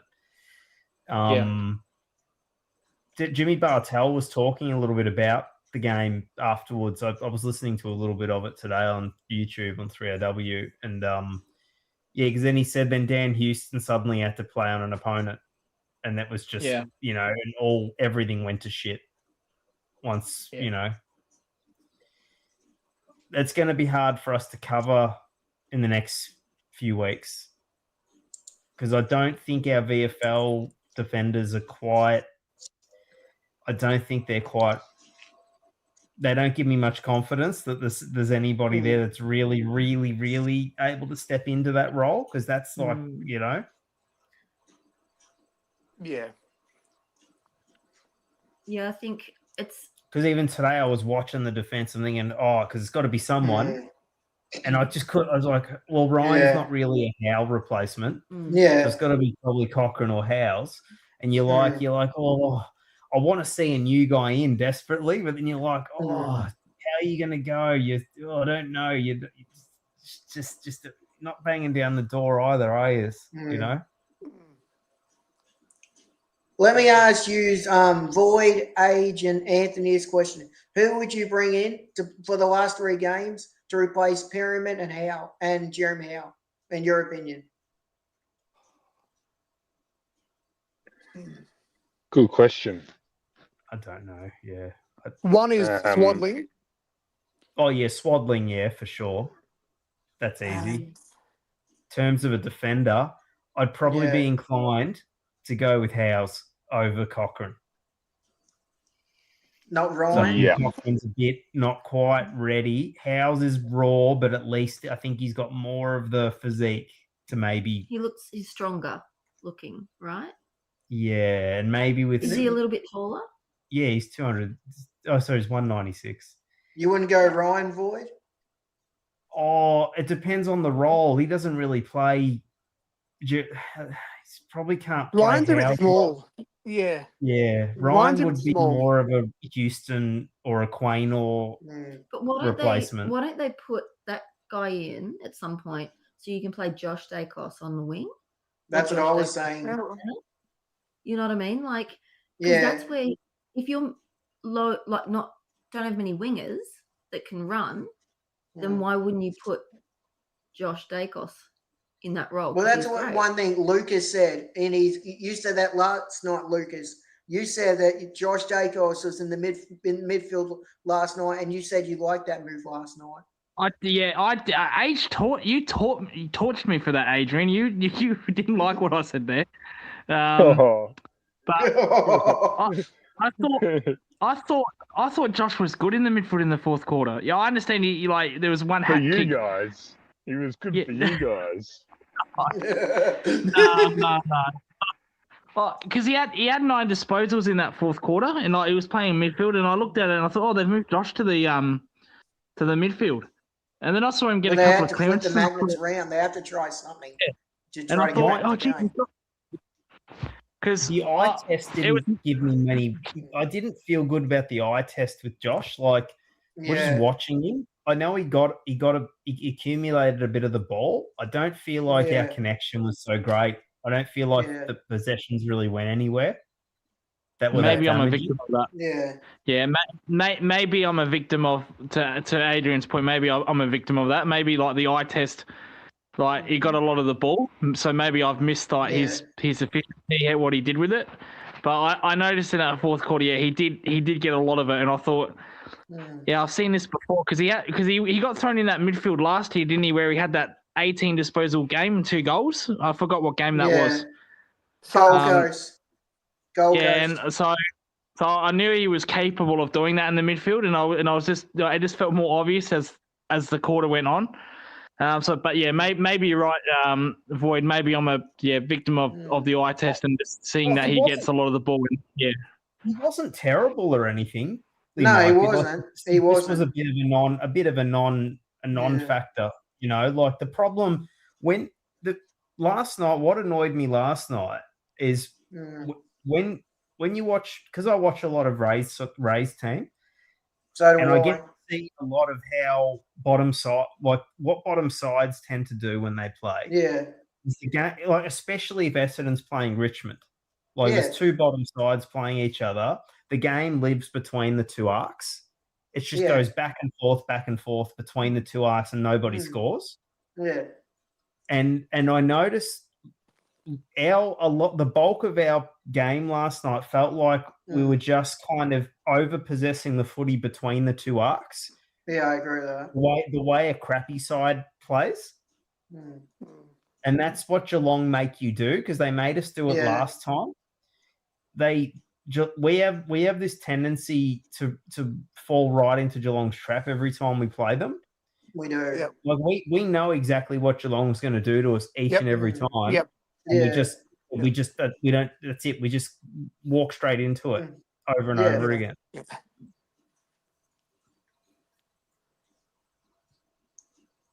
I want to ask this question to Void, Age, and did you all see Mick and Matt last night? What they said on Mick last night, on Mick's stream last night, they said, would you want us to miss the wild card? Would you want us to be in the wild card, or would you want us to miss it? Yeah. Look, for me, it's what we were maintaining a couple months ago. As long as I see the team transition, I don't care. I don't care if we finish in there, out of there. I don't care. My number one priority is transitioning the list. If that means that you end up finishing 10th, so be it. Yeah. What I didn't 100%. want is I didn't want, a full complement of players. So then you're just playing the senior guys all year, and then you finish 9th. I would have been fucking furious if that's what ended up happening. So injuries has brought opportunity. Now it's like extreme injuries are going to bring opportunities, but they're all to the wrong guys. Like I would have preferred like your Pendleburys and side bottoms to be the guys bloody injured more Oh, so me than too. more so than the sort of fringy guys that need a little bit of an opportunity. But it is what it is. Whatever. What do you do? Yeah, I agree. It's just like if there's a way to finish 6th, I'd love that. Just because that would feel a little bit better than being in the wild card. But look, at the end of the day, if you finish 7th or 8th, at least you're in the top 8. Even if you're forced to play in this bullshit that they've come up with. I wouldn't mind. Look, if we had played Swaddling last night, don't know if we would have won, but wouldn't have hurt. Sidey, I had my doubts whether him and Pendles was nowhere near as bad as Sidey was last night. Yeah. I didn't think Sidey could back up again. I mean, he's played only a couple of good games this year. Adelaide Oval's narrow. He doesn't struggle that much on Adelaide Oval. MCG against a good side really exposes him now. Watching him jog after fucking Geelong players in the D50. Yeah. Led to 2 That was goals. cringe. That was cringe watching that. Do you see the one with Mena, where Mena, Yes. Mena's not quick by any Yes. Mena's not quick by any means, but the way he just torched side bottom in that pocket there. Yeah. Side bottom, he waits for somebody to get the ball. Fucking They Oval don't does. care. They say, "Oh, who's chasing me?" It's all good. Yeah. They're not worried about Sidey. I feel they should have thought about this before the season. Like, they got older players. They should be able to play some of them in forward pocket or something. Yeah. That's what I've been saying. That's what we've all been saying, right? But they don't do it. Why haven't the coaching team thought about the age of some of these players and thought, where we normally play the players that they get older? Yeah. Forward lines or back lines? You know what I mean? We're in a weird spot, okay? We haven't quite got the type of depth we'd like with the kids, because we have gone all in trying to get another flag. Didn't quite work out. So now you sort of we've got a couple of good promising kids, couple we don't know about. We probably don't have the type of depth we'd like. So then you're in this kind of in-between state where you're kind of tempted that you still have to play a couple of the old guys because you don't have quite enough coming in underneath them just yet. And that's because of the decisions you've made to push for a flag. Yeah. So you haven't gone to the draft enough. You haven't brought in enough young people. Now you kind of stuck it's like a self-fulfilling prophecy. You're stuck having to play the old guys because you've sort of chosen. I feel like there's no contingency though. That's been one of the complaints, I think. Of course. Look at our back line. Got fuck all. There's no contingency. Okay, Elliot getting injured, sure, that was bad luck. But that kind of stuff does happen. Generally. You'll get someone injured long-term generally each year. You've got to have players that can actually play in those positions.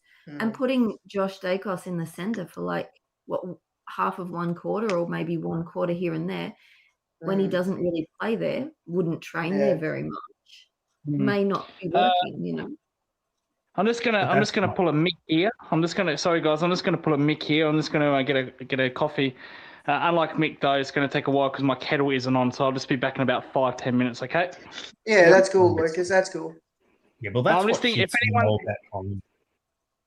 Yeah, if Matt comes on, just let me know because I'm still listening on the TV, and I'll come back to my phone and put him on. Yeah, cool, Lucas. No, that's what shits me about Collingwood too. I also I know it's out of necessity, but it does get a bit exhausting. Oh, maybe move this guy to this spot. Oh, maybe move him to this. It's can't we just actually get a fucking player that's where they play? Exactly. And not just stuff. And look, I know. I get annoyed when Essendon does it, but Essendon has had Yeah. to do it because of injuries, Yeah. not because of, oh, we're just not going to recruit that type of player. Like, Yeah. No, like or even enough of them. Yeah, but even Buller, Yeah. like he could be a defender. It's like, oh fucking hell, are we ever gonna get the guy we want? I know. Yes, that's what I was fucking gonna say. Void, Yeah. we did like I remember we did like a pre-season stream with Mick, right? Yeah, I remember. And it was like one of those things, what are your predictions of the year? And I remember a common theme was, if we get one injury in the back line to like a Frampton, we're fucked. Yes. If Howell goes down, we're fucked. Oh shit! Yes. If Maynard's injured, okay, Quaynor maybe. We're fucked. So it's just like we're one injury away in the back line from being fucked. Then you move to the forward line. Oh, Jamie Elliott goes down. He's sort of shooter maybe, but he's not sort of the same player. But okay, all right. Dan McStay goes down. We're fucked. It's like we've got one player. We've got one player for every position on the ground, and that's about it. Yeah. And you're right. You get one injury, and then it's comedy capers. It's like, okay, let's play fucking, Jacob Ryan full forward. Like it becomes outrageous because you're just trying to fucking find. I don't know. It's just the list build. I've been so critical of the list build, not because we've won a flag. So you have to say, okay, got a flag in the bank. Awesome. Great stuff. But just the fact that they've been so stubborn to like, I don't know, fill some holes. And if that means that you got to, I don't know, draft smarter or money ball a few in. We just went into the season with the backline being a major issue. It's held up great, but now that the injuries have taken hold, we're absolutely cooked there. Well, And the forward line's just has been such a good player and so reliable and dependable and not get injured, even though he has been belted up a little bit. Yeah, but another thing that annoys me too. But Reef's coming back. Yeah. We'll have Reef's. Like, fuck Reef. He's not playing. Yeah, fuck Reef. He's got 2 knees. I know. Go get a fucking player who's ready to Yes. play. Yes. We're always doing this, guys. Like Void, I want to go on your point, Void. Like, sorry, mate. That's right. Now, I feel like we've missed the best opportunity where, like, we haven't had a year where our older guys actually can help play alongside our young guys. So, for example, like, have a look at Geelong. Have a look at Tom Stewart and their new key, Connor O'Sullivan, right? So Connor O'Sullivan is an absolute gun. He'll be a star. Yeah. But playing alongside Tom Stewart and Jack Henry, like, that is how you develop players. So what's going to happen with Collingwood? We'll probably lose Hal, Sardi and Pendles, and then we'll bring in the young guys. So we've totally missed out on that period to have them learn from the best. So we haven't planned out that transition in a good way. I feel like we're going to just collapse now. We'll get rid of the veterans and income kids where it should be more of an even phased out plan, in my opinion, like Geelong, for example. Yeah, look at how many players we've got that we don't know. Like Reef's played 2 games there. I'm not even convinced he can play as a defender. Yeah, and he gets injured. Moore might not play again. There's a lot of question marks over a few of our guys, whether they'll ever play or whether their bodies will how they come back. So now we need to go get a Charlie Ballard. So that's what I didn't understand. We had a chance to get. I know he's not much, but we could have got a Sam Frost. We could have got the guy that was at the Demons, that he was kind of their 4th, 5th string defender. What was his name from the Giants? Forget his name now. He was delisted anyway. Tom Woodson. That's it. We could have got, I just thought it was a bit irresponsible. We just sort of thought, no, Billy's working out. We don't need to get anyone now. Yeah, but I feel get injured. Bad for him, right? Because most teams have 2 big forwards. Yeah. That's right. Over 200 or near the 200 centimetre mark. And you've got Frampton. and no other big tall to help him out. And then you're having Howard's having to jump bloody 5 feet in the air to defend everything. And the same goes with the others. Yeah, you need another big defender. We just don't. It's really funny. We don't have depth like in the VFL. We don't have guys that are just kind of like, most teams have like a Jordan Butts type, someone who's a mature player who's in the VFL a bit. Yeah. It's like we've got our senior players, then in the VFL we've just got people that haven't played. Yeah. Ridiculous, isn't it? Yeah. You look at Geelong's VFL team, it's full of like a few 50-game players, some 100-plus game players. Like, it's just complete opposite, All ours are like under 10 games. Yeah. Do you reckon it's because you haven't had a super fast side running through the centre? Do you think they've been reluctant to have too many tools because it slows the side down even further? Our smalls though aren't that fast either. Like that's what I mean. Like Long, Anderson aren't that quick. So because if you had really fast mids and wings, you can probably get away with more tools at either end.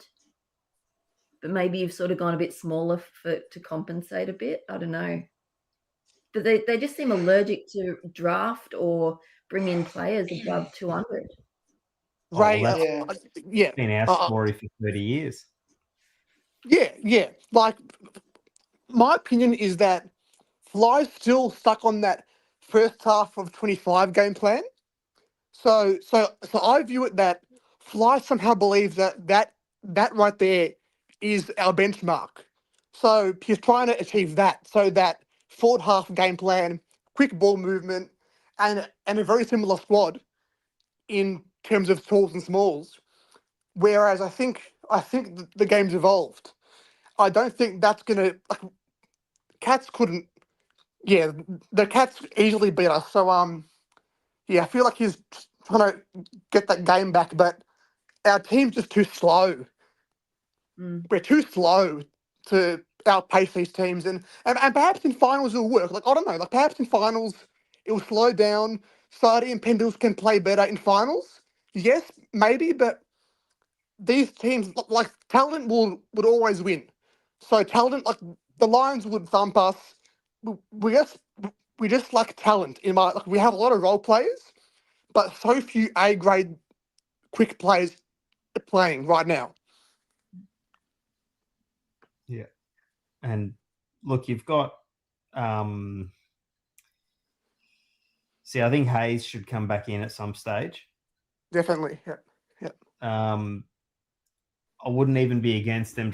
I mean, if they used to try Ed out on a wing, with not much experience, they could certainly have him go between wing and half forward and high half forward. Yeah. Who else have we got? It's sort of slim pickings, really. Yeah. Especially when you get a couple of injuries, and then you've got, once you get Swaddling in, Prindable's not ready to come in. I got a wild card. Your man. What about TJ? Oh fuck, he doesn't even play VFL lately. Did he play today? Could you throw him? Could you throw him in? Could you throw him in, Void? Oh geez, you just want to see him play a couple of. Yeah, I would have said yes a month ago, but then he kind of didn't play for 3 weeks, and then he played good last week, and then laid out today with hamstring awareness. The reason I like him. I know he's not kind of ready, but I like he's fast and he's athletic. Yeah, I've seen that. I agree. I think he's got that sort of player. Yeah, exactly. Yep. That's what I've always said, because I know a lot of people have said he's pathetic and he's no good. Yeah, but he fits in the side nicely in terms of athleticism and pace, which we fucking glaringly lack. Yeah. So it's the old, okay, if he's not up to it, you give him a block of 3 or 4 games and you'll fucking find out soon enough, But yeah, that's my biggest thing. A bit of athleticism. We just lack it. We've got so many plotters in the team, and if you insist on continuing to play the old guys, it just slows us down even more. So yeah, TJ might have 5 turnovers in a game, but if you give him an opportunity, he might clean it up, you know? At the end of the day, I always think, what's the point of having the guy on the list if you've got no intention of ever playing him or see a future with him? You may as well just pay him out, cut your losses, and go on to the next one. But you're right.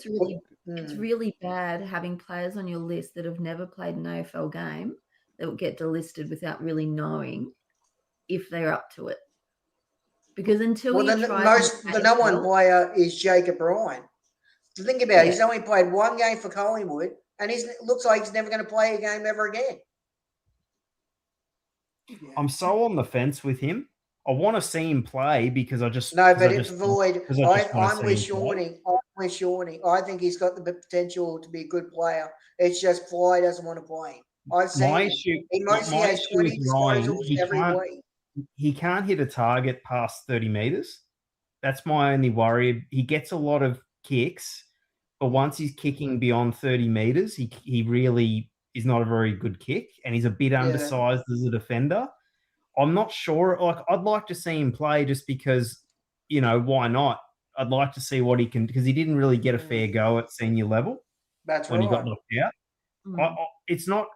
I don't want to see him because I think he's great. It's more I just want to see what he can do. Maybe see if he's up to the level. Yeah. I'm not sold on him, but I'm probably more sold on TJ. I'm sold more on Ryan. But the thing is, what's pissing me off, he's played 1 game, and he's never going to play another game ever again, and you're not going to choose him? That's ridiculous. Yeah, he should have played another game before now. It's been a couple of years since his last game. Yeah. Over 3 years. That's what I'm saying. See, it's ridiculous. In the VFL this year, it's not like he's had many injuries, right? Yeah. He hasn't had any injuries. He's just been sitting in the VFL, like getting over it mostly 20 disposals almost nearly every week, and they haven't chosen him once. I'm with Sean. He should have been chosen. You're right, Milkshakes. Even Elijah Sardis gets games.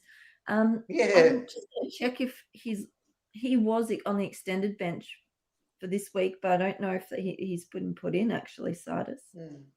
We just have a little bit of a like with TJ. If he was in the seniors, I'd just say to him, just give him the ball, and I'd just say, just run. I agree. Just run it out of the fence. I see something. I see him as good as Ed Allen. He's got the pace. Give him the ball. He could do whatever the fuck you want him to do. His brother took a while to come on too. I remember his brother. His brother was always the sub at Hawthorn because they didn't. That's right. He was never quite in their best side, but he's improved at Melbourne. He has. We've got to clear out the Lockie Sullivans, and just it gives you another list spot. Work out. I still think Smith. I see something in Smith. I do too. I saw it today. Well, he's young. He's young enough. Yeah, but I think these guys take ages.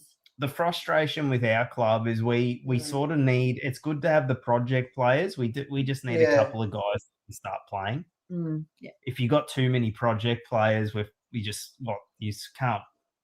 can't have like a quarter of the list just sort of developing. Like forever. So, the ruck's the big issue. We should go get an SSP if we're not going to keep Coe, although Coe's been playing a bit better lately. Well, that's the question I was going to ask all of you. Who would you keep, Coe or Smith? Probably Smith. I'd keep Smith, but it's like picking like 2 very low options for mine, but I would persist with Smith. Yeah. I'll do the same. One thing that I'll do as well is, since that Houston's playing as a key defender, I'll just scrap it, play Houston half forward. Like it sounds odd, just play him half forward. I agree. Like he isn't gonna do anything in the back line now. So half forward is where pace isn't as important as you're playing towards our goal, so you aren't chasing. So perhaps just play him half forward, and see if they'll work. Just try and do something different for once, Yeah. Well, Anthony, could you throw him in the midfield? Could you throw Houston in the midfield? Yeah, I mean, you probably can. It probably won't work, but try it. Like, there isn't much to lose now. Like, he's really hurting us down back now. So you might as well bring in like a Howes or another key defender, and just try him somewhere else, because perhaps he'll unlock a bit more of that intensity and freedom in his game, playing him further up the ground, and trying to get him free from that key defender role, because he clearly can't defend. So yeah, I feel like we're just going to waste him there. What about Josh Dacos? Could you throw him in the midfield too? This goes back to what we were saying before, though. We're just trying to find positions for players. Yeah. It's just the list profile's just big issues for mine. Yeah. What I do, the only player I could see with a positional change, only because he played most of his career there, so it wouldn't be like out of the box. Pod could be a defender because I know there's not really any room for him in the forward line with Membry there. Yeah. He's one that I could see that could fill a gap if there's an injury, because he's got. I mean, he reads the play pretty well as a footballer. He might not have enough pace, I don't know, to do it, but. Well, the other move I've been hearing that they're trying to push Buller back or McStay. Would you like Buller or McStay in defence?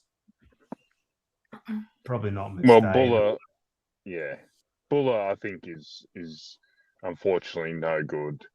So he's got height and the competitiveness. Maybe give him an off season with some defensive training and see if you can get something out of him that way. Because I'm not sure he's going to cut it as a forward. I just don't think he's very good, unfortunately. And the sad part about McStay is he can be a utility, but he's pretty much one of our only options up there at the moment. No, I know. You can't really move him. He's doing well. So see, the big problem against Geelong last night. What happened? We had 5 goal scorers. We did, yeah. And we had 13 the week before. The last time we were having 5 goal scorers was in the first half, the first early part of the year. Yeah. When we were sort of struggling to kick goals, was when we had. So that instantly tells you something went really wrong last night. Even if we kicked, even against teams like North Melbourne, we didn't kick too many more goals than last night. Maybe 3 or 4 more goals, but we had a lot more goal kickers doing it.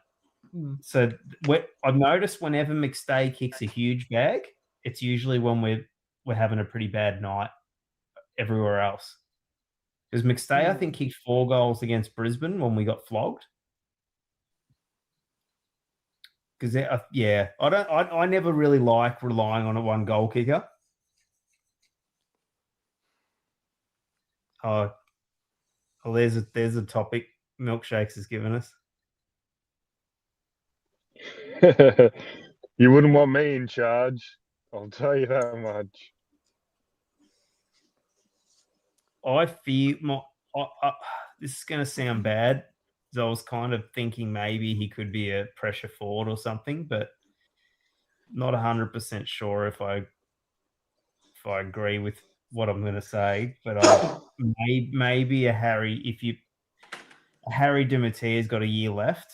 I wasn't sure if he's one you would pay out. You would just pay out the rest of his contract if you think he's not up to it.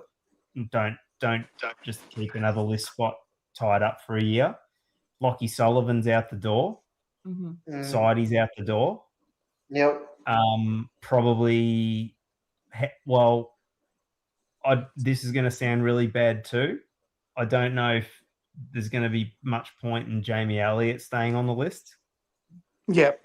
Yeah. It's a big question mark on Elliott, really, with age and the severity of the injury and the time to come back and all of that stuff, you know. Pendle's possibly too. Howe's injury might not be bad enough to force his hand to retire because it isn't a bad break, but and I think he's probably out of all of them, apart from Elliott till he got injured, I suppose. But Howe really hasn't lost his leap, which I thought he had. And his jumping marks and intercepts and punches have been really good, especially in the last 4 or 5 weeks. Because my idea for Howe would be if he played on next year, and if Darcy can get his body right, my idea is, well, actually, it was Paul came up with the idea, is that Darcy could take over Howe's current role as the third tall, so then he doesn't get exposed as badly as he usually does. And then maybe if we don't end up getting a forward, Howe could go forward. That could be an option because Darcy's not going anywhere for a couple of years. Yeah, contracted, right? Yeah. And we do want him to play. It'd be nice if he can play and he can do well. How many games has Matia had? Has he had any first games? No. He hasn't played well enough though to get first games, really, has he? Not much. Yeah. Oh no, maybe I'm wrong. What do you guys think? Have you seen him do much where you like? He's got to get in, kind of. No.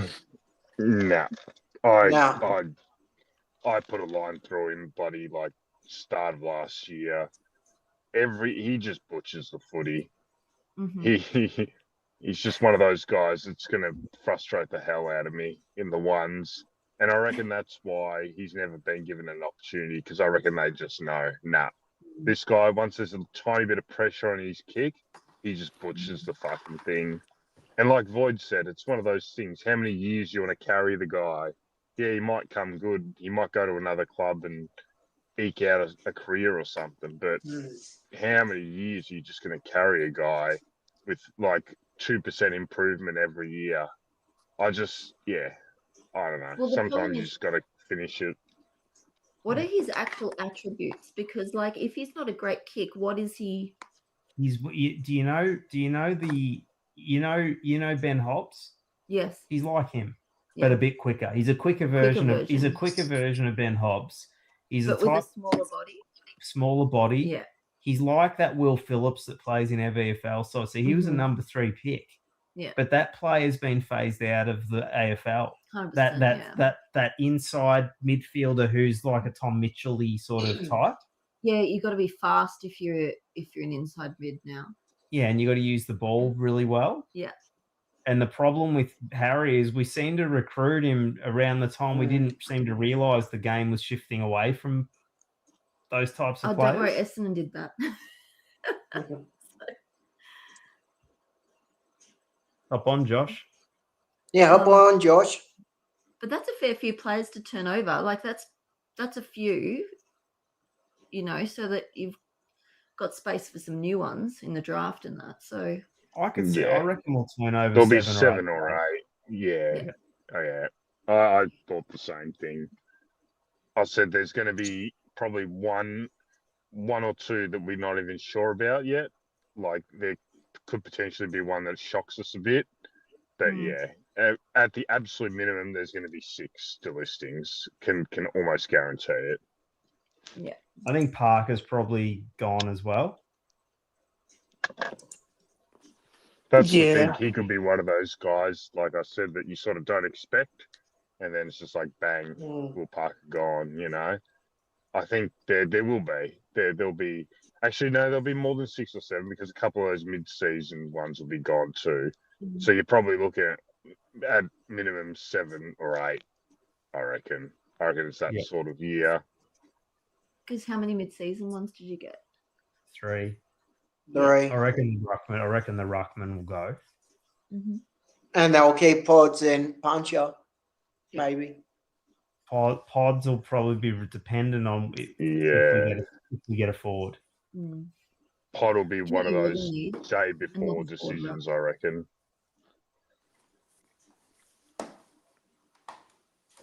Buller's on a 2-year contract, I think. Yeah. Yeah, that's the thing. You can get lucky with the Frampton types, you know, Yeah. but then they're all speculative. Like you can't judge them harshly. You didn't pay much for them. They weren't really that regarded at their first club. Yeah. And if they work out, it's a bonus. Yeah. If we make the wild card, who would you want us to play in the wild card? Which club?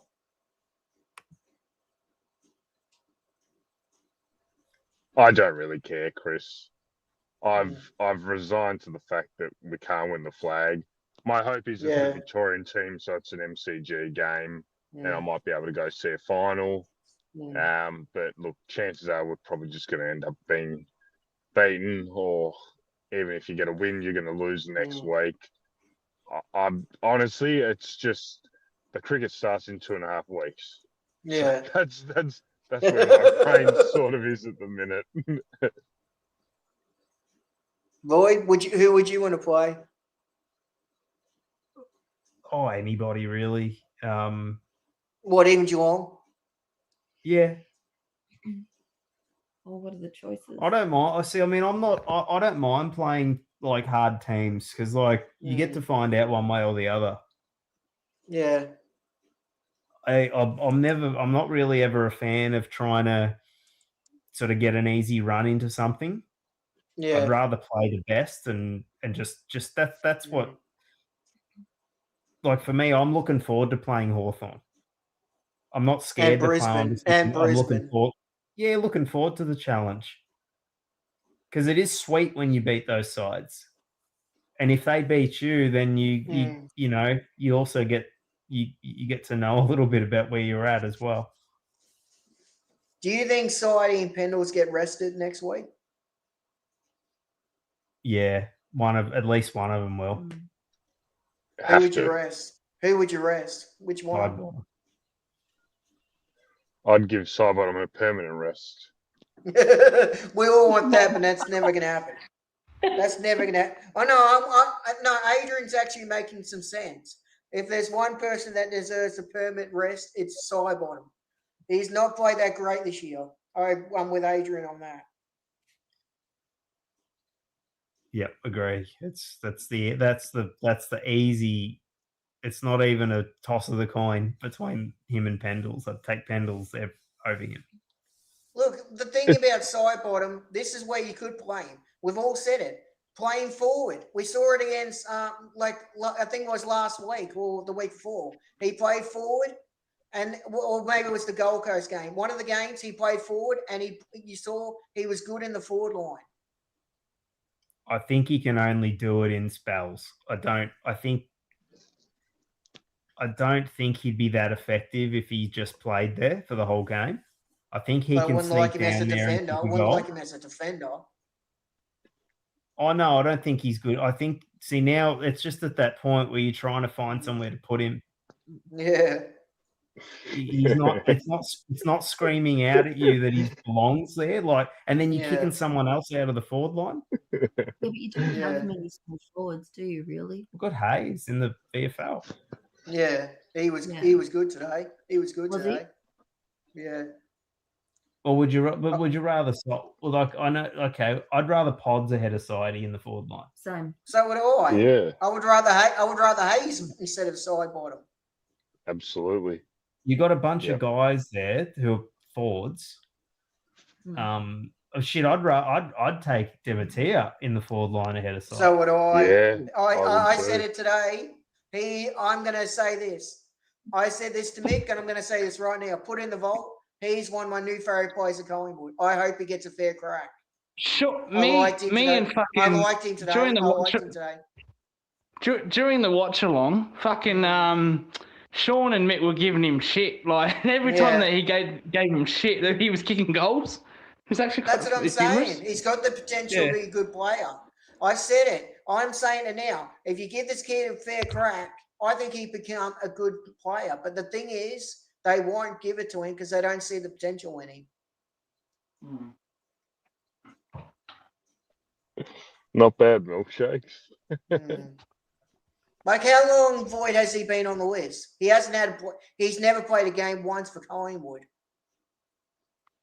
Yeah, he's just a very, unfortunately for him, just a severely limited. He's all. I'd almost say he's sort of like he's like a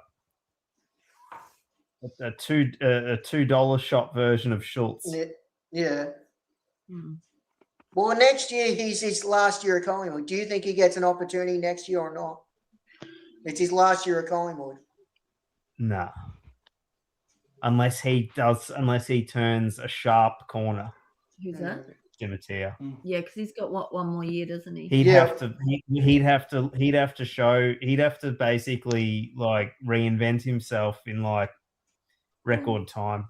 Because he's the main issue. Have you seen anything at VFL level, Void, that thinks he could turn into a good player? I think his best position, if he's going to survive at AFL level, he'd have to be like a pressure forward, like a high half forward, sort of doing what. Oh yeah, Phil. Josh just echoed what I was saying. I don't see him as a midfielder or a winger or a defender. I think he could be because he doesn't have the skills, and if you're playing like as a small forward, he could probably crumb a few goals and not necessarily need to be a good kick or anything like that. But once again, he'd be very limited at that role. Yeah. Like someone like Hayes has a good kick on him. So Hayes is always going to be able to give you a lot more versatility. If he was to play as a pressure forward, he can still hit targets. Whereas Harry, you just imagine you'd think he maybe would crumb the ball and try and snap a couple of goals. But then I don't know if he's going to hit many targets or anything. Could you see him as a pressure forward? Me? Yeah. Oh, well, maybe. What about Not you, much. Adrian? Could you see him as a pressure forward? No. I just don't like his disposal. I think your Void's right. I think if you had to just pick one position where he could potentially make it, yeah, that probably makes sense. But again, what's this? His third year on the list? Or it's second? I don't even know. Void, how many's he been on the list? I think it Well, might be his Logan third Morris. year. Logan Morris's year. So Logan Morris played in Brisbane's 2024 flag. Yeah, so third year. Yeah. I sort of think that's okay, he earned the 2 years. He's going to be there next year in theory. I dare say they probably just hold him for the year and just pray. But I think Void's right. I think it's just like his paths to AFL are very fucking slim. And you would, I dare say, if he was out of contract this year, he'd be gone. Yeah. So the fact that he's got the extra year, I think maybe he holds his spot. But yeah, I just can't see it. I'm sorry. Our VFL team's been putrid for like 3 years, and he's been in the midfield like the whole time. So I sort of think, well, I don't know. Just, not for me, unfortunately. Do you agree with Mick about Prindable and Swaddling could become our new midfielders? Swaddling should already be fucking in there, mate, every week. No question. What about Prindable? Do you see Prindable's more speculative now. I think, like, today he got 20 touches, but that's rare for him, isn't it? He's like a low teens, mid-teens possession getter, isn't he? So he's probably still got a fair bit to go. It's funny because when we drafted him and that, Printable was the one we were all hot about, and Yeah. it's completely flipped now. It's like Swadling was way off it, and Printable was, potentially going to get a game, and now it's completely swapped around, where it's Swadling gets 40 today, shouldn't even be playing down there, and Printable's sort of not getting the touches you probably want yet. But yeah, look, he's going to have another year, obviously, and see how he goes. But yeah, I have faith because these are guys O'Bree's picked. I just have faith that they'll come good. The guys pre-O'Bree, I've given up on, other than like TJ, who I think still potentially might have something. But yeah, the post, the like new age with O'Bree, I've got hope for all the guys because I've seen what happens at Geelong. They just randomly start popping up, and then people say, "Where the fuck did they get him in the draft?" And it's like, oh, he was picked 65 from Wanganui or something, and it's just like, okay, well that's great, But yeah, I don't know. I've just lost faith pre-2023 drafting. Simple as that, really. I get you. It's just But again, if we're going to take this first pick to the draft, I have faith in O'Bree. I think he'll nail it. But who knows, mate? The list is You can got a lot already of tell holes. Brindable's clean. Brindable's clean. You could, he's got that at least. So that he's really, really neat sort of player. Yeah. He's not sloppy like Harry. If we get this Rogers, do you think he could become a good small forward, Void? Well, at least with him, he was sort of originally a pick 13 or 14 in the draft. So the thing about that, when they're sort of when you're trying to give a second chance to someone who was in the national draft, that they've got a high ceiling because that's why they're in the draft in the first place. So when you go and get an SSP or something like that, the ceiling's going to be pretty low. Because normally when they miss drafts, you have, unless it's like really rare, like Nick Martin or a Jai Newcomb or something like that. Yeah. Normally you've got a very low ceiling there. Rogers, he's pretty short, but no. It's got to be an upgrade on at least for our depth. Yeah. Would you like both players from Gold Coast, Void? Would you like Ballard and Rogers? Yeah. Ballard's just an ordinary player, but we need defenders. And we don't think we can be that choosy because I don't think there's that many on the market as free agents. Or he's not a free agent, but I think he's contracted, but they want to get rid of him because he's not getting a game. I think it's but it was what I was going to say about age, about Finn McRae. So it's the same with him. We were just waiting and waiting and waiting with him because I know we I think he was on the list. Ended up being on the list for what, 5 seasons? Well, of course. The thing is, I remember, like Shawnee was saying, he would play as a sub, then he'd get dropped. And it's like, I agree with Shawnee. Finn McRae did not get a fair crack at Collingwood ever. He was out of side or he'd be the sub. I agree with Shawnee. They didn't develop him that well. In his case, he wasn't up to it, in my opinion. Yeah. Like some stuff's on fly, but some stuff they're just not up to it, and they're not good enough. Yeah. Finn, I watched him in the VFL a lot, and he was just an absolute butcher of the football. And he didn't have like a good boot on him. He didn't have a weapon. Like Ed sort of struggles with some of his ball use as well, but Ed's got those other attributes. So, and he's not a terrible kick either. No.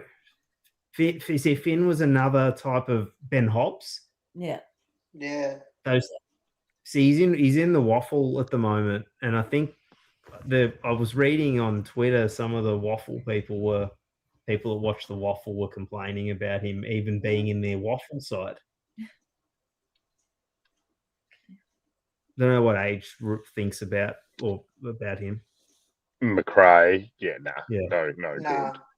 I actually disagree with you, Chris. I think he got ample opportunity, and I in turn disagree with UG then as well. I think he got ample opportunity. What did he end up playing? Like 30-odd games, 20-odd games?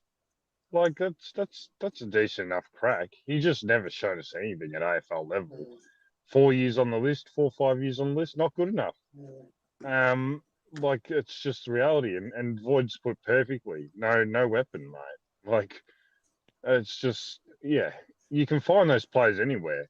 If you needed to get an SSP or a mid-season guy to like pick up to fill a hole, a guy like that would be perfect. But the reality is he's gone to West Coast, the worst team in the competition, and he can't get a game there. So that tells you everything you need to know. Just not up to it. Is Lucas still here? I just wanted to ask him one question. Sorry, boy. Yeah, go ahead, mate. Yeah, go away. Lucas, if you make, I know you're going to say no, you're going to hate this, but I have to ask you, if you make the wild card, who would you want to make play in the wild card?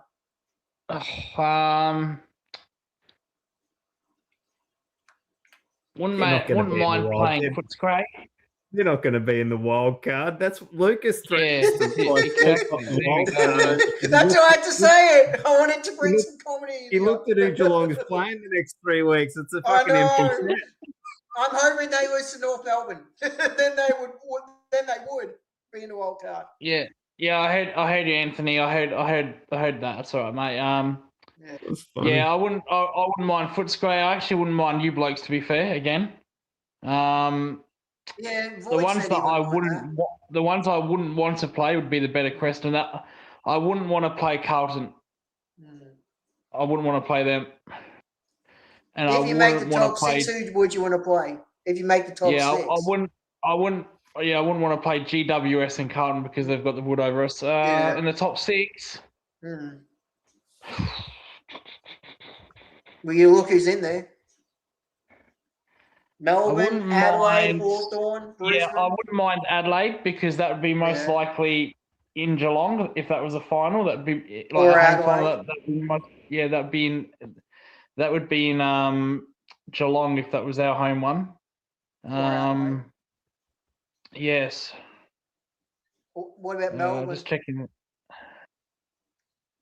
No, not Melbourne. Melbourne. I wouldn't want to play Melbourne, to be fair. I know we bet them 2 weeks ago, but I wouldn't want to play them. Wouldn't mind St Kilda as long as it's not at Marvel. It would be at MCG. Yeah, I wouldn't mind Sydney, to be fair, because we've actually got a good record against Sydney in Sydney. We do all right there, to be fair. It's between Adelaide, Melbourne, and maybe the teams outside below you. I wouldn't want to play Adelaide in Adelaide. I wouldn't want to play Hawthorn non-stop. No one does. I wouldn't want to play Freo in Perth, and I wouldn't want to play Brisbane anywhere, to be honest. I wouldn't mind Sydney, though. I wouldn't mind Sydney in Sydney or Sydney in Melbourne. We've got a good record against Sydney, so or Adelaide in Geelong. So there's a few teams that've got the wood on us, and there's a few teams we've got the wood on them.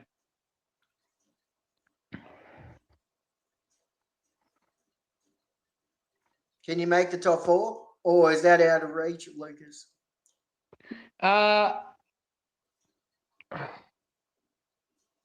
Possibly, yeah, we can without 3 remaining games. The problem is we need to rely on Hawthorn or Brisbane to fuck up a game. Here, we need to rely on them losing 2 games, and I don't think they will. Well, Hawthorn's got Brisbane this week, and then they've got like North Melbourne. And if North Melbourne's fighting for wild card, maybe North could beat them. Yeah, the problem is Hawthorn and Brisbane have got a far superior percentage. So even if we get them on points, their percentage is way, way better. Yeah. So yeah, we would need to rely on Brisbane losing 2 and Hawthorn losing 2. Yeah, so that's probably unlikely, very unlikely. I think Melbourne. Yeah, will and drop then a couple of Adelaide, and Adelaide needs to lose one here and there, which I don't think they've got actually Fremantle next week in Perth. But yeah, Fremantle have got the minor premiership, haven't they? Have they clinched that now? They have. They've got it.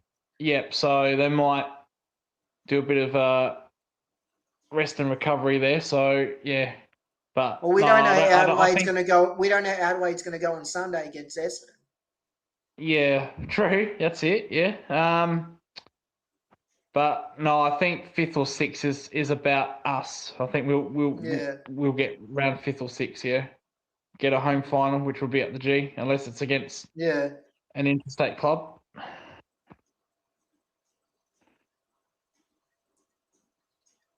You're looking forward to that watch along, Ray, on Sunday? Yeah, it'll be good. We'll get to see, who's going to be there next year for Essendon, really. That's what they need to be. They've been doing that sort of for the last little while, is just sort of not playing like the kids as a total rule, but making sure that they know which ones they want to keep, I think, is more what they've been looking at. Especially in the older players too, because they're the ones you kind of got to make decisions on. Do you trade?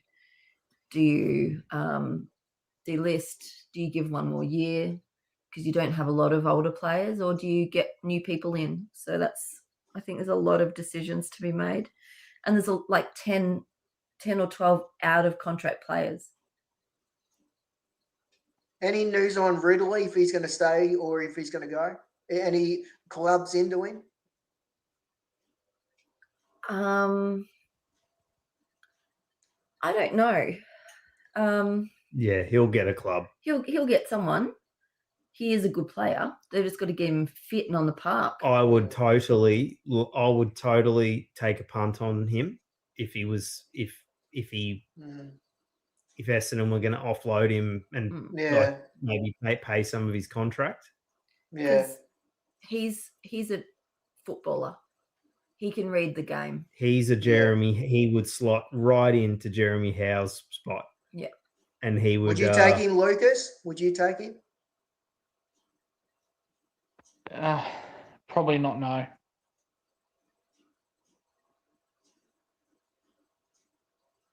Would you take Merritt?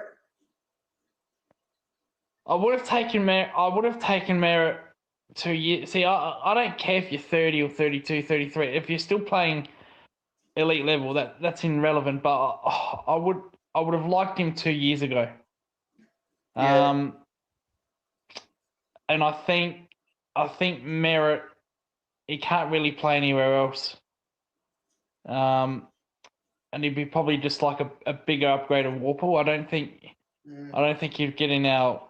I think he'd struggle to get in our midfield with Atkins, Smith, Max Holmes, and Mullins. Like skill versus skill. Like Merritt is far better than Mullins. Like not even close. But Mullins is a tagger. Mullins is the tagger. Merritt can't play tag. So, like I said, that's why Geelong are so versatile, because they've got different midfielders that do different roles. Yeah. And yeah, I just don't think Merritt would fit in at this point in time. And Dangerfield's not going to retire, sadly. So the minutes Merritt would get, even if we put Merritt on the bench, the minutes that he would get in the midfield, it would just go to Dangerfield or a Warple or a Max Holmes. Yeah. Oh, geez. Is Hawthorn still into him? Is Hawthorn still into him, Void? Yeah. I don't think he's a high priority like he was before. I think they'd still like him, but I don't think he's at the top of the list now. I think they're prioritizing, Ben King, and I'm just looking at Ridley's injury history to see if it's worth, like, if you could get his body right. Fuck, he's had injuries in every different part of his body. Yeah, so he's not prone in one area. It's not even like just trying to get a hamstring right. It's like he's just injured everywhere all the time. Oh, Ready? I'll read out his list. What is it? His current one. Foot, Liz Frank, calf strain, concussion, hamstring, quad, knee. Oh shit! So he hasn't done a major knee, but he had a landing scare, like a hyperextension type. Yeah. But most of them are soft tissue. The most recent one is not. That's a landing. Yeah. But we've had a lot of foot issues at Essendon, and I think it's to do with the training facilities. Not because you play at Marvel all the time. Marvel as well. Yeah. Always fucking Marvel. Yeah. Mate, that bloke's going to need more anti-inflammatories than bloody Wayne Carey, I think, by the sounds of it. Would you want him, Adrian? Yeah. Would you want him? Would you want him, Adrian? Jordan Ridley? Yeah. Good player, but I just, like I said, I prefer just to go to the draft this year and then go again next year in terms of end of next year, see what the market's giving us. There's just, I don't know. You could take Ridley. You'd only take him if your list profile was a bit better. Like if you had like a team like Brisbane could cover him if he doesn't get on the park. Whereas because we're so thin, we can't afford to go too speculative. Yeah. Do Brisbane still have Duday? Yeah. And he hasn't That's a even good played, has he? example. That's a great example, Chris. Yeah. Yeah. Yeah, he might be one of the worst recruits ever because he's never played for Brisbane. Yeah, he made a huge mistake leaving Adelaide. He made a huge mistake because Adelaide were keen on him. They wanted him to stay. And we were I into don't him know too, why weren't we, Void? Weren't we into him? Who's that dude, eh? Yeah. Yeah. I don't think we were. I think it was always Brisbane. Yeah, it didn't make sense, like why he would leave because Crows wanted him, and he's just never got a game with Brisbane. Like he's got the odd game when players have been injured, but he goes straight back out. So I think Duday was probably promised something that he never got because it just didn't make sense. Hasn't he not even been fit for the whole time? I thought he just hasn't been. That's what I thought. Isn't he always getting injured? Yeah, I thought he's been injured for about 3 years. That's what I thought. He didn't ACL in his second season or a second season. Yeah. But he's just like he's played the odd game here and there, but he just can't get back-to-back games. He just can't play like 3-4 games in a row. I just don't know why he did that. I don't know. Maybe he was promised something he never got, or it just didn't make sense. But then again, he was part of that camp, the Collective Minds camp that Adelaide went through. Yeah. So maybe he just wanted to get out of the club for that. Like Adelaide lost a lot of players because of that. So maybe that was it. He's had 3 ACLs. Yeah, that's what I'm saying. And they've chosen Connor McKenna over him. Yes. Do you miss him, Ray? Connor McKenna?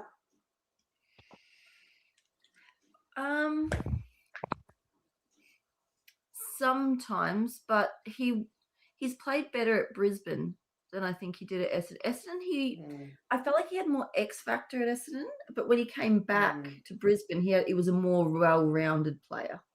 Yeah. O'Brien, they're overlooking for an Irish product at the moment, or a couple of months or two ago. I think they're taking trips over there. Their scouts are. we've got an Irish on our list at the moment. St. Irish player. St Kilda signed up the best player in Ireland. Yes, they did. Yes. Yeah, they How much did. money did they spend this time? Oh, you don't have to spend much on those guys. Remember over there, I know they they're- don't get paid. no, like- that's an amateur sport. Yeah, I know. Yeah. All the I Irish know one blokes player wherever Ray gone. misses. Draper.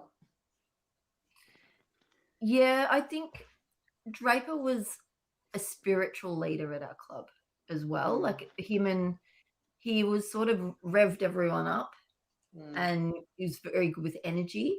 And a lot of the Essendon players are very introverted, so having that sort of bigger personality, I think, helped a lot. Yeah. He always butchered the ball though, Mm. but he was good in the ruck, and sometimes he would do some amazing things. And Like, he'd kick it just around the take ball corner. and run. And Sorry? kick it around the corner when he says and said shot a goal. Yeah, that's all he can do because he can't kick it straight. It is fucked. It is quite fucked though the team that won the premiership last year is just Yeah. pinching players from bottom teams. Yeah. But we only got pick 20 for him. And that's not Yeah. right. They AFL should have really got high thought- for him. AFL really thought free agency through. Oh yeah, players will go from top clubs to bottom clubs by choice. Yes. Yeah. Well, didn't Brisbane got Allen, Yeah. right? And Draper. Draper. And I can't believe the pick they got for Allen Yes. Yeah. compared to Draper. Yes. That's bullshit. Correct. Yeah, it's funny, isn't it? Yes. That's the thing. You can just keep loading up every time you win a flag. you know? Yes. And that's ridiculous. We don't do that. When Collingwood wins No. a flag, we don't go out and pinch anyone. We're like, oh yeah, we'll give you Yeah. 2 picks for lucky Yeah. shots. We That's pat fucking- that's each other on the bullshit. back and make stupid decisions after premierships. Oh, fuck. That's all we do. Mm. Just back on the Irish thing, I was about to say, all the Irish guys we have gotten have been putrid. Who have we had? Mm. Marty Clark, Yes. Waylon Mooney. Who Mm. else? Anton Tohill Oh. So- Oh my god. and Keane. Yeah. Oh, I yeah, remember. Markeen. Yeah. A good one that we lose. Yep. Yes. He let go, yeah. couldn't. Well, we actually lost both of ours. Like Clark left and came back. Mm. He was good before he left, wasn't he? He was good the first I didn't time. mind they- Marty Clark. I didn't mind him. No, but the first time when he came back, he wasn't as good. He was really good. He was really good in Yeah. 2007, and he came back after our Mm. flag, and he was just shit. He was putrid. Yeah. That's why I think people are a bit gun shy with Yeah. going over to Ireland because it's just like, I mean, look at Mm. your guy McKenna. Mm. He pissed off home and then came back to a different club. That's right. Yeah. And after you've put 2-3 years into them, Yeah, when he's learning. yeah, they go home and then Brisbane gets him. Yeah. Or That's Adelaide right. gets Kane, you know? Why didn't he want to come back to Essendon? I didn't get that part. Who knows? I forget what it was now. Mm. Our one at the moment, he's only been there since January, I think. Yeah. So we'll see what this one's like. But the Saints have this guy, so they just played they had their grand final over there. Yeah. And the guy who played in it, in the winning side, they've signed him. Pretty Yeah. sure it's the winning side. Mm. Look, and the Irish are pissed off because they've appealed to the AFL, which is fair Mm. enough, Mm. pinching all of their players. Well, of course. They're trying to do like they've got their own leagues over there and they don't like us taking their players. I get that. They're asking the AFL now if they basically have to pay like a kind of like a, I don't know, like some type of penalty fee, like if they could go back Yeah. to the local clubs in Ireland. Yeah. So the internet says after retiring and returning to Ireland in 2020 due to homesickness and frustration with the media spotlight. So obviously being at a big club for some of these players, is an issue. Yeah. Are we still going? Are we still trying to get Mark Keane to Collingwood? We wish, heard but that. no. I heard that we were. I heard we're still trying to grab him out of Adelaide. Yeah, but isn't he resigned? I don't know for how long, and that would have been 2 years ago. Yeah, but the thing is, what are you gonna? Well, let me ask you a question. If you want him, what are you gonna give up for him? See, that's the question. He signed. You know what they're gonna want. You know what they're gonna want. We'll just overpay. We'll just overpay again. That's like right. we always do. Yes. End of 2020. Yeah. Well, Void, let me ask you, what would you give up for? What would you give him? What would you give him to get him to Collingwood? Oh, I don't even know what he's worth. He's not an elite defender. That's right. He's a good, honest sort of player. Yeah. And he's contracted for a couple more years now. There you go. See, and they're gonna want like a big haul for him. And it's like Adrian said, then you're overpaying.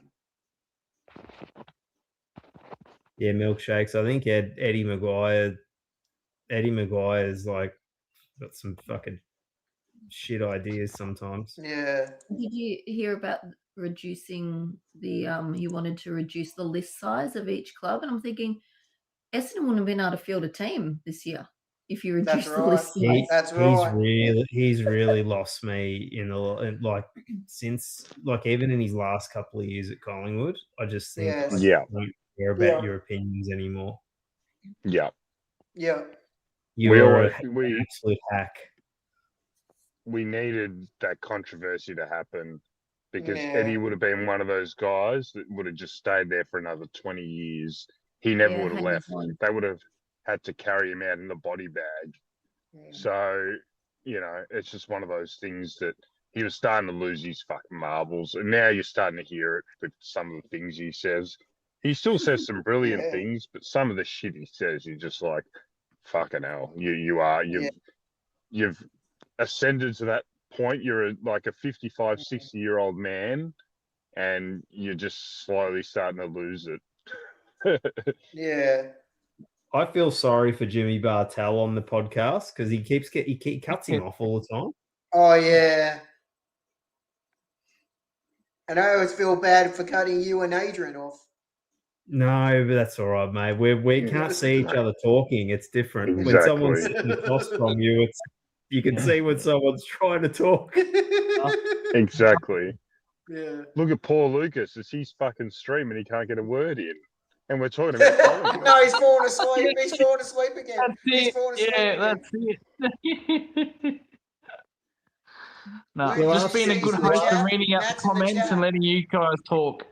Eddie will ask Jimmy a question, and Jimmy will start answering it, and Eddie's like, well, let me tell you what I... Yeah. Oh, God. You see, you know what else annoys me about Eddie?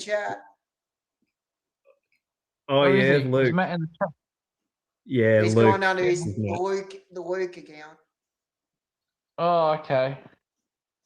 Another thing that annoys me about Eddie as well. He's always, every time he says something, he goes, "Oh, as you know, I was the first one to suggest this 6 years ago." Yeah. And I've been saying it. I was the first to say it. He always prefaces it with that. Mm. Is that true, Lucas? Well, I don't know about the nude part, but there's a chance I'm eating the Caramello Corrales. There's a good chance of that. So, Lucas, you've never eaten a caramel koala naked? No, I don't say I have. No. You never smear the gooey caramel all over your body? Yeah, that's it.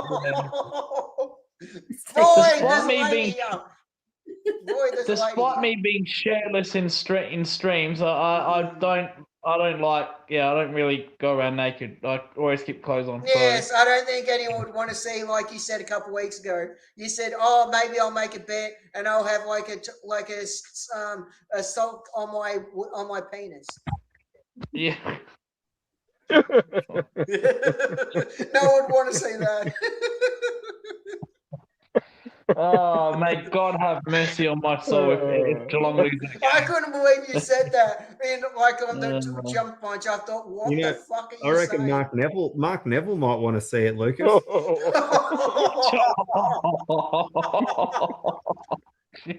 but when you said that on the jumper punch, I thought, Lucas, what the fuck are you saying? That you would make a bet and then you thought, oh, I'm gonna have a sock on my penis. I couldn't believe you said that on the jumper punch. Yeah, that stupid Mark was fucking on the jumper punch. Saying, "Oh, Essendon going to beat Geelong?" You know, I was like, "Mate, you no chance." So let's if Ray does a watch along with that game with you, and you lose somehow.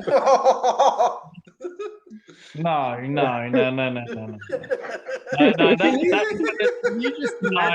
That was for the jumper punch only. That's not for the stream. It's for the jumper punch only.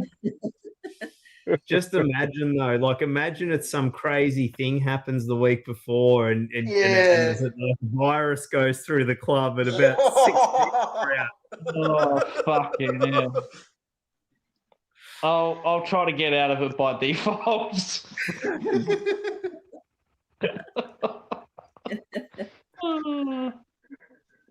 Oh, good lord! You just have to call up Kerry and say, "Kerry, I got a huge favour to ask you." Yeah, go get him to do it. Well, he won't be doing it past 9 o'clock, but that's for fucking sure. You know that Mark on the jumper punch? Does he even know anything about Essendon, really?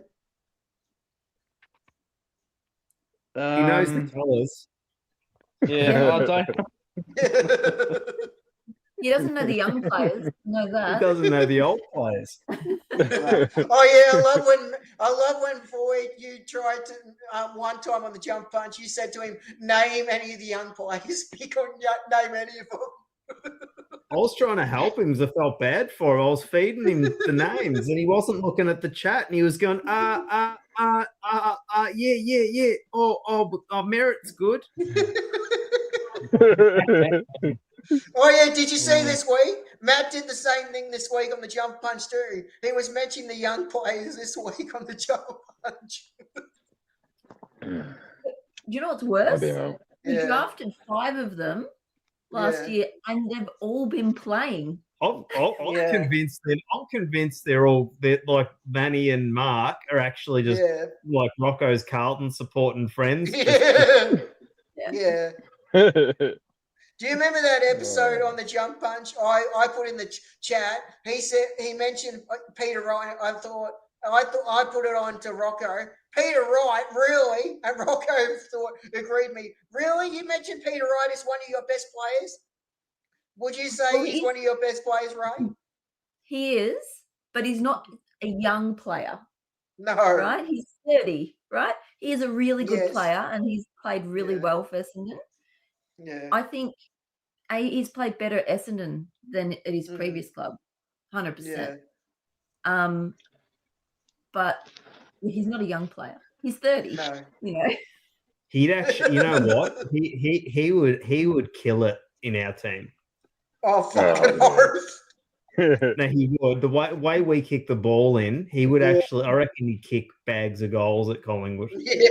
Yeah. In He's the such a big 2020. body. The 2023 grand final, we were me, my brother, and my dad were sitting close to him and his old man, and he was going nuts when we were winning. He was supporting Collingwood.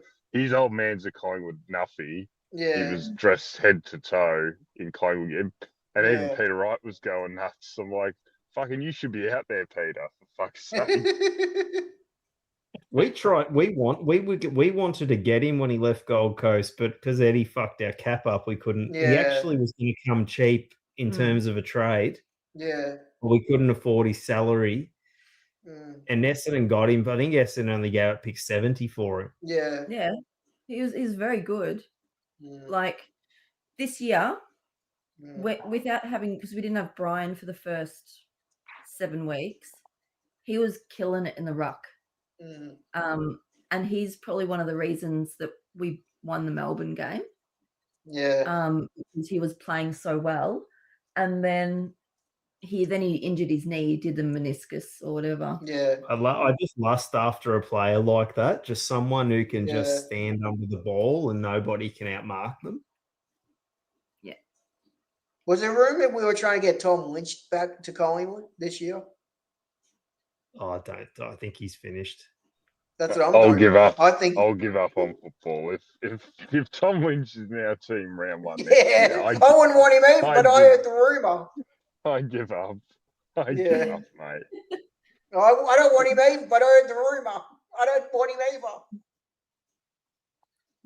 Collingwood's desperate. We aim for the 10 on the dartboard, and we end up settling for the 3.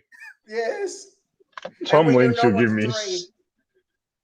If Tom Lynch was at our club, he'd give me Scott Cummings vibes, mate. Oh yeah. Fucking hell. You know what? You joke, but I tell you what, I'd have preferred Cummings to Malloy in that grand final. Oh yeah, 100%, Yeah. mate. Malloy may as well put his Brisbane jumper back on. Yeah. He came off What do the you bench think for his one what do you free think kick and then of- fucked off again. What do you that think of that Manny on the jumper punch? Oh, nothing really. What about that guy Matt said to him about side bottom? Do you remember that episode? Oh, Manny, yeah. No, he's like that. I don't know. He doesn't say much when he does. Sorry, he says he talks up, but he doesn't say much. I know. His lips are moving. His lips are moving, but nothing's coming out. That show Yeah. is set up. I'll tell you what, Rocco, if you're out there, I Mm. know you. I know how you set Yeah. up that show. You said, I'm going to find the 3 biggest, they're supporters of their clubs, but they're just absolute pushovers that I can find. Yes. So I can just have the 3 other biggest clubs in Melbourne on a show that I can Yes. just bully for an hour and a half every week. Yeah. That's how it plays out. Mm. And occasionally Mick will go on there and he'll give it back Yeah. and that. But the others they give nothing, mate. They're just bloody. Rocco's just throwing left and right hooks and they're just taking them, you know? And yeah, he's just set up the show like that and that's how it is and whatever. It's an entertainment product. But yeah, I can't watch it unless Mick's on there because it's just virtually unlistenable, to be honest. It's just, yeah. Did you know he's how all- Manny was on there? Did you know how Manny was on there? Was he? Yep. He showed me the episode. He showed me, like I said to you, I talked to him on Facebook, and he showed me the episode of him on the jumper punch. He's been on there twice.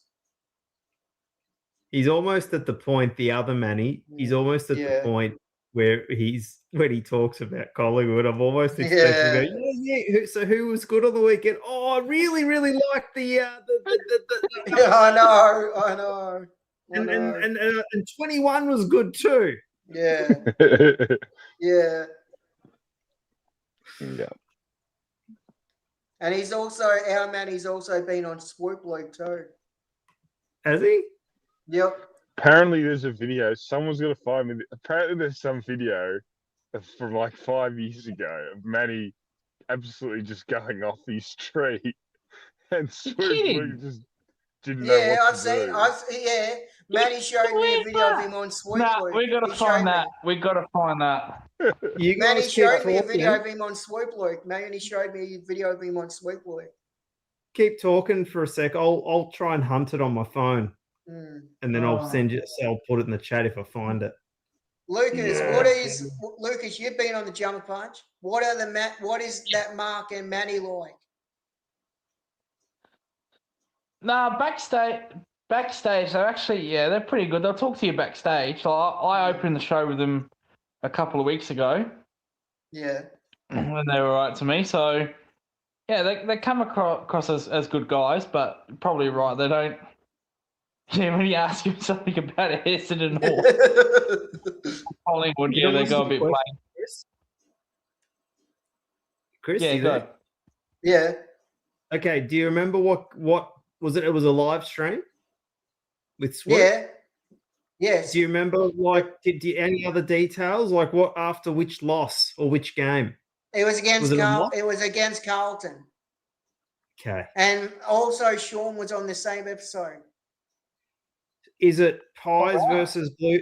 Was it a preview or a post match? Post match. And Manny shows his face. Manny shows his face. I think I might have found it. Let me have a look. And it's also Sean's on there too. And yeah, our Manny also did Jumper Punch. He's done it with Mick, both episodes.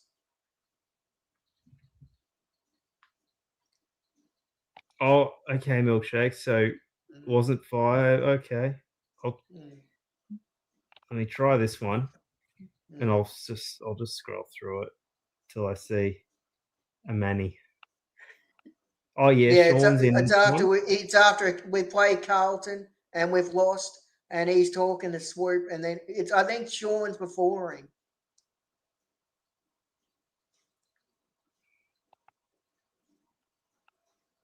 Manny got a beanie on in it. Yeah. Yeah. And Manny's like losing his shit because he's talking about Carlton. He's saying it's like, oh, this is their grand final. They've just beaten us, and he's going off his nut about them.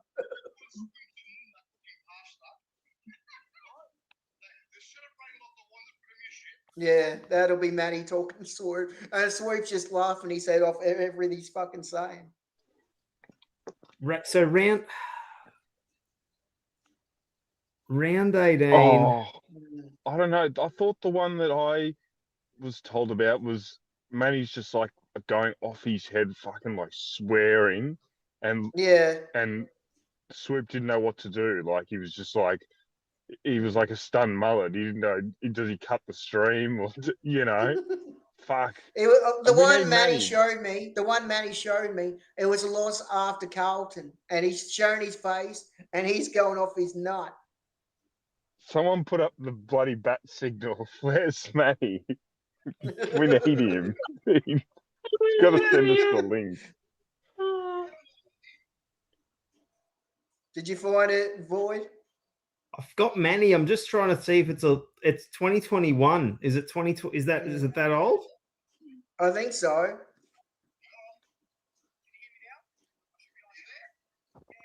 Yeah, Anthony's saying it was 2021.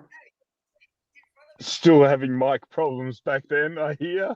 Well, he showed his face back then. He doesn't show his face anymore.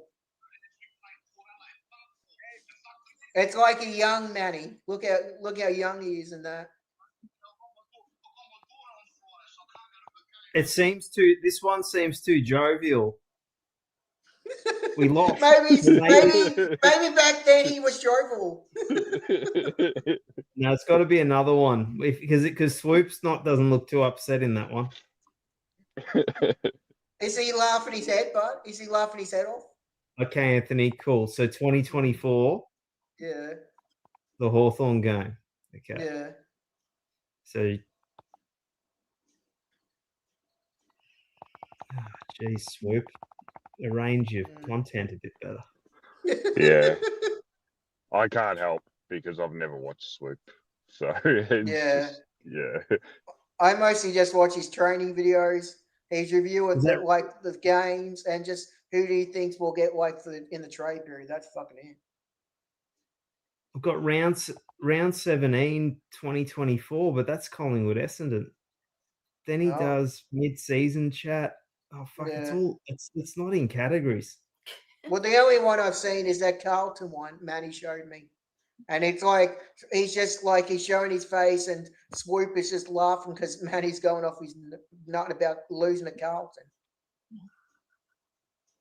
Milkshakes, we might need you to help find these videos.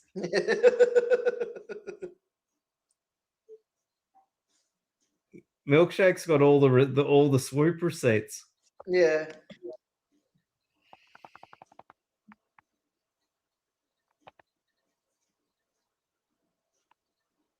Maybe I'll look See. up when I spoke to Manny, and I'll see if I can find it. All right, Well, maybe guys. I'm going to usually- drift off to sleep. So Yeah. if you keep hunting, I'll be listening in. That's all good, mate. So- Yeah, Yeah, if we cool. find it, yeah, we'll get you back. Yeah. Poor Lucas. Lucas is probably like, "What the fuck am I doing with this? What am I doing?" Oh, mate. Righto. Good night. Good night, No, Adrian. mate. Night, mate. I might message Matt. To say, where's this video of you and Swoop? Yeah. Yeah, I think that's him in the background, the one you're watching him.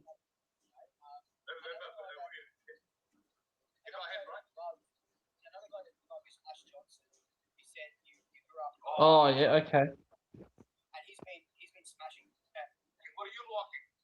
Look, I'm at Brisbane game.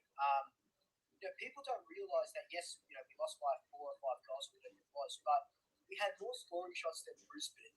Yeah, they only, like you said, they only won because they were able to get out.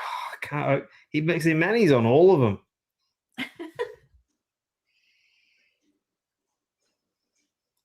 I can't even find one with Matty. I found it. Round 18 against Carlton 5 years ago. That's the one I had up before. Is that the one then? I Yeah, had that round up before. 18. Round No, I had to go to 18. It's 28. called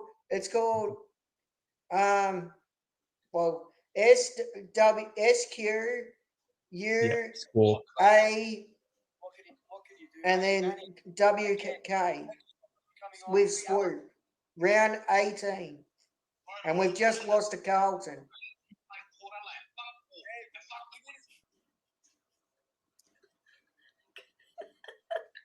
Tell me what happened. Bro. Yeah. Can't hear you, bro. Hold on. Can you hear me now? I should be on You now. there? Yeah, can You you hear there? me? Yeah, bro, I can hear. Tell me what the fuck happened, bro. This is it. Final worst game of the season. Oh no, so sad. Too many fucking turnovers, right? John Noble, Yeah. too many turnovers. Yep. Just too many turnovers, bro. We had them. We had them cold, bro. They're lucky they beat us tonight. They're celebrating like they won the fucking premiership. I know. And all these guys talking shit. They've done fuck all, bro, for 20 years. Don't worry about it. Next year, we're going to we're going to be up there. They're going to be shit again, bro. They're shit, these guys. 100%, man. This is their. They're not going to make finals, so this is their grand final. Hey, Manny, in front of an empty fucking crowd, mate. In front of an empty crowd. Bro, if they're happy that they can beat Collingwood once a year after 7 matches, right? And they're happy with that shit. Good luck to them, because next year they're not playing finals either. They've been rebuilding for 7 years, bro. And they're shit. They're shit, bro. Fuck Carlton. Sorry. Hey, we've been there. We've seen finals. You know what? They've never seen finals, bro. They're sitting there talking shit, these cunts. And don't worry about the olden days. They've won more wooden spoons than any other club in the 21st century, bro, these cunts. I'm telling you, look the stats up. Don't worry about it, bro. You know what? They beat us tonight. Big fucking deal, man. Wow. Good on Carlton. Sitting on fan cams. See, I told you. It's fucking Yeah, funny. man, it's laughing, buddy. Don't worry about it, bro. You know what? Give 100%, a Manny. fuck. See, I told you. It didn't even bother me, bro. You know why? It's because they're shit and we know it. They're shit, and we're batting. No one was scared, bro. They were fucking scared all week, bro. You know what? At least we knew. If we're not worried, you know what? We've seen finals, bro. We won the grand final fucking 3 years ago. What have they done? They've done nothing, bro. The coach is sitting there shitting himself. You know what I mean? Don't worry about it, brother. You know what? Hey, we know we've got, look at that young kid, Henry. 18-year-old kid today, Oh, right? fuck. See, he's not getting in. There you go, Lucas. 3 games, bro. See? 100%, man. 100%. Hey, that fucking aged well. Yes, I told you. 70 points today. They should have. They're fully fucking rebuilt. You know what? I reckon Chris Main's on the way out. He's fucking walking on stilts, that cunt. Right? And the sideline looks a little bit slow. Yeah, Oh, agreed. here we go outside. Hey, we've got nothing to worry about. Let them enjoy themselves, right? What's the week like there now, bro? What's it like there during the week now when you lose to Cullen? Fucking, I just fucking. What's the week like? What's the week like up there? Because I'm from South Australia. What's the week like? How far is Carlton from Collingwood? No, well, it's fucking lockdown, mate. So we can't even go and egg Icon Park. Yeah, but I'm saying, you know, in a normal week, right? What's it like there when Carlton or Collingwood beats each other? We just go and fucking party. If we win, we go and party. If we lose, we just take it as it comes, mate. Don't worry about it, bro. You know what? The umpires fucked us up today as well. What can you do, Manny? Manny, again, thank you so much for coming on. We absolutely love you here on Swoop Luke, brother. Don't worry, boy. The boys are coming down to South Australia next week playing Port Adelaide. Fuck Port. Hey, and fuck we need to see you on TV. Make sure you're jumping and cheering for us, mate. Yeah, I've got my daughter on Friday, so I can't go to the game. But fuck Port Adelaide. Fuck the Crows. You know what? Hey, Carlton supporters, you should be ashamed of your fucking selves. Celebrating the win after a 7-year fucking rebuild. You got to be fucking kidding me. Told you. Manny, we love you, man. Stay safe, and we'll chat on Friday. See you, buddy. Take it easy, bro. Don't worry about it. We're there next year. Fuck Carlton. Done. Fuck Carlton. Cheers. See you, brother. See you, mate. Bye. Told you. See, And told that was you. the last time we was ever on there, yeah? I think so. He hasn't shown me any other videos. I don't fucking know. But he was on Jump Yeah, Punch too. he's on there after that. He's actually on I saw him on a couple that when I was looking. Yeah. Jeez. And he was also on Jump and Punch too. And he was I fucking want to see funny the on Jump and infamous Punch. video where Swoop Mm. didn't he break down crying or something happened, milkshakes, I and Manny think mentioned so. it. Yeah, I think so. But that's if And he had to mention one of your new favorite players, Ollie Henry, Lucas. Yeah. You must have loved that. Pink Pony. He was Aged mentioned. well, didn't it? Many of you listening, that aged well, mate. Fucking hell. Yeah, because he did. He played well. I remember that game. He said he played. Yeah. He actually played really well. It was like his third game, Yeah. and we're all like, "Oh, it's all right. We got some good kids there," and he fucked off. Yeah. He wanted to go to fucking Geelong because he It's wanted to play with his funny brother. opinions He wanted to from, go with his brother and had the pink pony. It's funny when you revisit opinions like football related Yeah. and how outdated they are. Even 8 weeks Yeah. ago, if you go back and listen to Yeah. a stream, it's like shit. Yeah. Changes so drastically your opinions of things. It Yeah. does, yeah. Yeah, he was. I've seen both episodes on him on Jump Punch. He was fucking funny. The first episode, Rocco said to him, "Why aren't you showing your face?" And Rocco didn't like Matty didn't want to show his face the first time he met him. And Rocco said, "Why aren't you showing your face? I don't know who the fuck this person is." It was fucking hilarious. And then Manny was on.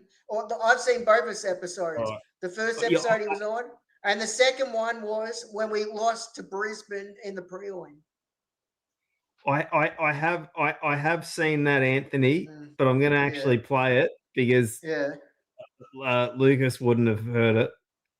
No. yeah, I'll bring that up. Yeah, that's an epic Yeah. meltdown. yeah. This was the Pies footy Manny meltdown. when Oh yeah, I Hawthorn know the one. I know the one. in 2024.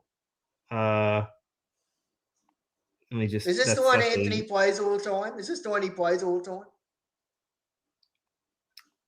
Oh, good. Round 19, 2024. I Yeah. think Not just good. No, no. False start.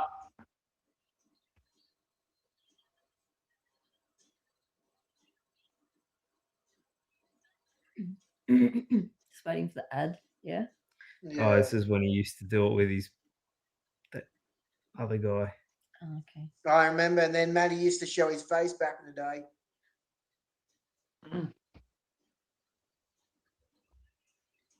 See how Oh, yeah, I young Manny remember. was back in the day, Luke? See how back in the day he was, Void, how young he was? I remember Yeah. because I didn't know Manny that well Yeah. back then. But I Yeah. remember when I first started seeing him on Pies Footy, I thought, Yeah. whoa. Yeah. I thought Mm. then it was like, because I used to watch Pies Footy occasionally, and Yeah. when Manny came on, I thought, this guy's off the Yeah, hook. I remember that. Okay, here we go. Which is the one is that the one he keeps showing him all the time? The one where he's on Hawthorn? Is that the one? No, I can't remember. I'll play it. See if it. Yeah. I know Is the it all right, one. Lucas? It's I'll like play it. Yeah, got you. I was gonna wrap up after the 3 hour mark. I know we literally go later than that, but I'll have an. Yeah, that's cool. I'll give you all an early night. So yeah, take us through that the last 10 minutes of the show there, Void, and just Well, it should be. play it. This should only be a few minutes. This one. yeah. Okay, well, it's we'll not- find it's not something else long. after It's that not then. long. Yeah.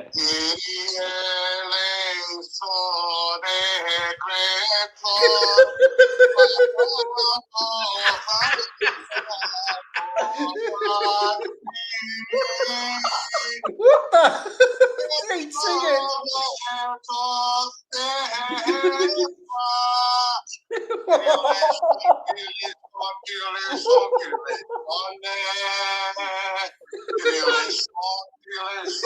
He was singing to me tonight on the phone. Absolutely dead. Absolutely fucking dead. What a fucking disgrace. Absolute disgrace. No one's running and chasing in the back. 50 cunts talking, Darcy Moore's jogging. They're running rings around us. We've got There you fucking go. This hatred Darcy Moore. Yes, mate, they fucking bullied us. They fucking pulled our pants down, mate. This is fucking unacceptable, mate. Unacceptable. These fucking midfielders being He filmed sounds like the same Matty. Right, they're at home watching this, and these cunts aren't playing fucking footy. Fuck me, mate. What's going on here? And Champs is vaping inside as well. Oh my god. Is he? That's all happening. Oh, I remember that guy. He used to do with Anthony. Oh man, It's it's good, very right? good. It's fucking good, Anthony. Good, right? Black Widow.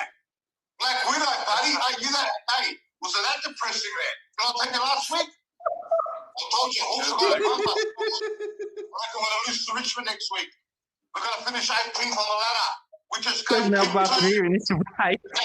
the fucking Fremantle. See, Lucas, this is how Matty at his finest No, form. wait, no good. No good. It's going to be picked too, bro, by the time we finish. I've seen this Matty so many times. Yeah, true, they'll go up. Yeah. It's just I reckon now the season's done. Like you're saying, let's play the kids. Get Harry Dimity in. Have to. Let's get some rebounds. Have to. Get some experience. There he Like, is, Harry Timothea. We keep guys, mentioning these him. old guys they're going to be He here still hasn't played. for the next 4 years. Let's just start bleeding He in still the hasn't youth. played. What have we got to lose now? What we lose games? We'll, whatever. The season's over, bro. We're going to see what we've got in the cupboard. We're going to open up the cupboard and see what they've got. Get Harry in. Get TJ in. Bring the There you kids go, in. Harry and T-shirt. Still haven't He's played. always going to be there, bro. Can you see him tonight what they're doing? Yeah. So we're running. What's Darcy Moore doing? You're not chasing. What's he doing? He's fucking jogging. I've never seen a Collingwood captain in my life drop. Gordon Shaw, Kevin Brown, Nathan Buckley. Never once did I see him fucking jogging. One bad game, the whole season. Just jogging. Tag him. Tag him when you don't cut. It's my bloody window now. You've got fucking Mexico on the back. Taking 5 goals on us. You kidding me? This country's shit kickers, bro. Hawthorn. They're fucking rebuilding. It's a fucking dark day today, mate. Questions have to be asked, mate. We can't rebuild. We can't rebuild. If we rebuild, we're going to waste a generational player. We're going to waste Nick's career. We can't rebuild, bro. If we rebuild, Nick's career's gone. I'm telling you. It's going to take us 7-8 years, right, to get back on top again. We've got to get some new players in, right? We're going to go hunting for players, right? And these cunts here, right? These cunts here, they're going to grow some testicles. Hey, Markov. Oh, his famous words, testicles. Final, don't worry about your fucking hair, right? Final, don't worry about your fucking hair, right? Go play footy. Lipinski, don't worry about your modelling career. There he is, Lipinski. You kidding me? Are you fucking kidding me? Huh? Fucking pathetic, mate. 4 fucking weeks in a row. We're top third. We're third on the ladder. Now we're 13th. 4 losses in a row. And North Melbourne, we're about to lose that as well. They've given up. They've got the jumper on. They've got the fucking jumper on. Right, they're staining. They've stained the premiership. They fucking stained it tonight. I'm starting to think it was a fucking fluke. All these games, all these close games that we won, right? All these close games, right? They're staining the fucking premiership the way they're finishing. What are you fucking doing?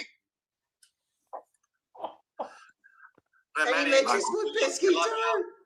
We've got to love you, leave you know. That was your 5 minutes. Stay safe. Go out there, enjoy yourselves, have a good night, right, boys? Hey, fucking disgrace job tonight. Disgrace. Okay, guys. That just because Lucas, you got a couple of minutes left. There's this one on Blue Abroad. I've always wanted the guys to see. Yeah. When we flogged Carlton, we'll keep going. If we're gonna keep playing these, we'll just fuck it. We'll just keep going past the 3 hour mark. You keep playing them. Yeah. This is long too. Oh, that is the one. That is the one. I think that's the one Anthony keeps playing all the time. I think that's the one. I've heard that one before. This is for Age and Matt because I saw this on Blue Abroad when we flogged Carlton last year in round. I forget the second game we played. Round 17 last year. And there was this guy I saw on Blue Abroad. His voice went real high pitched when he started screaming. Lucas, you said he was mentioning Lipinski back then too. And you see the players he was mentioning we should be playing? TJ hasn't played. He mentioned Harry Dimitier hasn't played. Didn't he mention Ryan too? He all did. These players they all still haven't played. See, he mentioned all these players back then. They still haven't played. Okay, you ready? This guy's funny. Webby. Hi, Terry. How are you, mate? I'm okay. How are you? I'm fucking angry. I'm not all right. I'm fucking angry. Did you go tonight? I was there, mate. Did you? No. Really? And I won't be going. This is fucking garbage. Where did you sit? Level 1, level 2? I was on the wing, level 2. How was the atmosphere? It was, mate, it was like a social setting, like just Collingwood supporters around me everywhere, and they were just, there was no intensity in the crowd. Like there was no back and forth banter. That was like a leisurely game. That was not a Collingwood Carlton. I mean, where I was sitting anyway, there was nothing to it, mate. Because I was watching on Fox, and the stands looked bare on level 1. Bare. Right. Sack them all. Sack them all. The coach. Sack them all. System, they're not good enough. They weren't good enough last year. The players don't care. You've got Charlie low-fiving his opponents at three-quarter time. What's that about? Acres, could he care any less? Could he care any less? Just have a fucking go. They had a go in the first half, if you want to be really generous, but our skills are deplorable. Our footy IQ is deplorable. What are they training? Seriously. Tell me, Terry, what has happened to our fucking club? Best question I think we'll hear tonight, mate. Yeah, this isn't it. They've thrown it away. We have botched this list. We had a list that made a prelim final, and we've botched it, and we're 12th now, or 13th. We fucked it up. We fucked it up bad. Bad. Bad, Webby. Bad, man. Like I hear more passion out of you than our players. That's crazy to say. I commend anyone who went tonight and watched that fucking garbage after halftime. They kicked 8 goals in that third quarter. Are we going to make a move? Yeah. Our best player was Zach Williams, who people shit can all the time. Yeah, 25, but really, like poor Harry O'Farrell gets stranded at full back. What about Ashton Moyer? What about Ashton Moyer with Darcy Moore next to him? How good's that? Like, and those people won't have a go at fucking Jesse Motlop this week. He kicked a couple of goals. Actually gave a shit. Yeah. And you know what? I reckon. Where's Jesse Motlop now? Is he still on the list? No. I think yeah. Did he go to your club? No, he did an ACL. I think he did an ACL. Oh. My favourite bit. Zach Williams, who people shit can. And he's still there. He's still there.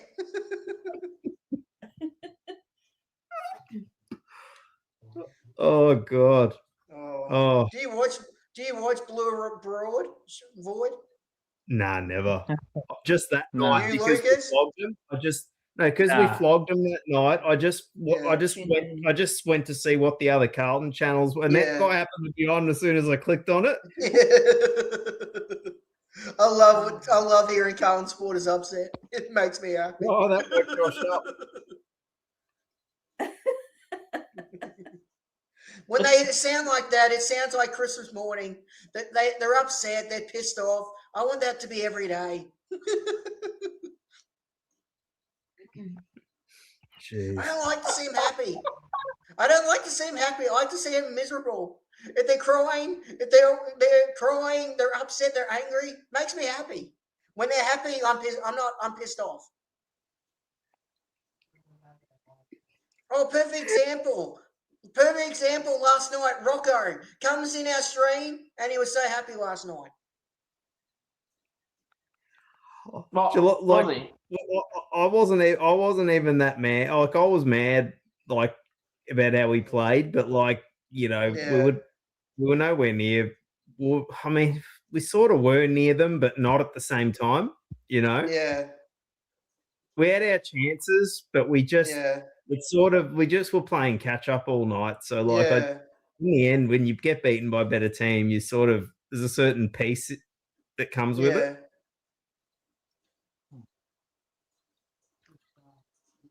Didn't you know that, Lucas? Yeah, Bojack and Rocco in the chat last night. No, I saw. Oh yeah, Wizard. Yeah. Yeah, and they both were giving it to us last night. Yeah. No, that's it. Yeah, Oh, it's sunk my battleship a bit because I thought I was like, well, they're doing all the permutations for the fucking for the ladder predictor. Now I'm like, fuck the ladder predictor. I don't even need it now. We're fucking Now with probably we're in the totally wild card. fucked. Can't move much, yeah. Yeah. Got any more videos, Void? Oh, I'll have to look some up next time. Yeah, that was good. That was funny. I forgot about that. Well, could you hear it okay through the speaker? Yeah, we could. Okay, good. I heard it okay. No, that was all right. Yeah. Yeah, the I next held the one you phone should right up to find. the The computer. next one you should find Manny on the jumper punch. I'm telling you, Void, it is fucking funny. We should do a compilation one night. You just got to go to the different fan cams of losing sides, and then just because I think every side has a Manny. Yeah, fucking oath. Luke, I want to is find. Is there a Manny in yours? Like when you've done fan cams?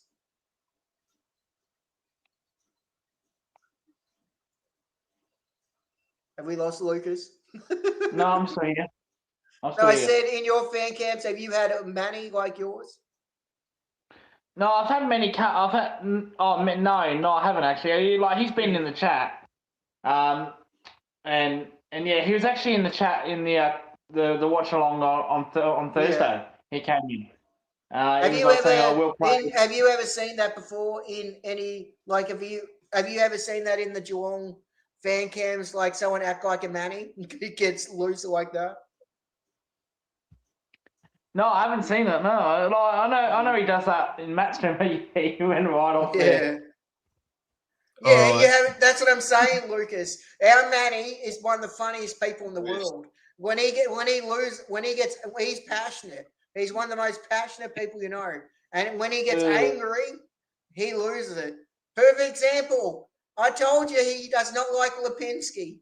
That when he was saying on Anthony's Pies footy, he was banning back then. If Lucas is happy for me to do it, I've got Manny's after the Sydney the game we lost to Sydney in 2024. That was a big meltdown as well. Yeah, go ahead. Yeah, go ahead. Yeah. You sure, mate? Because we're.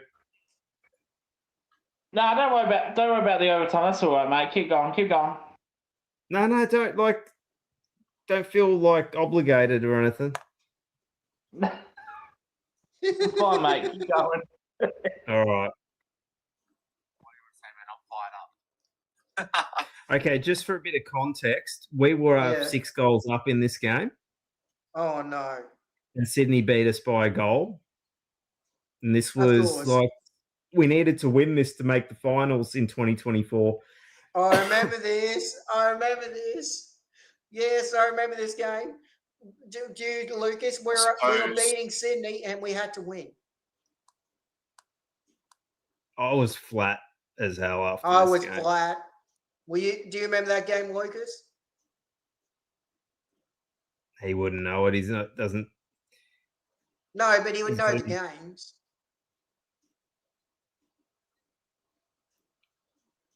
I think he's fallen asleep.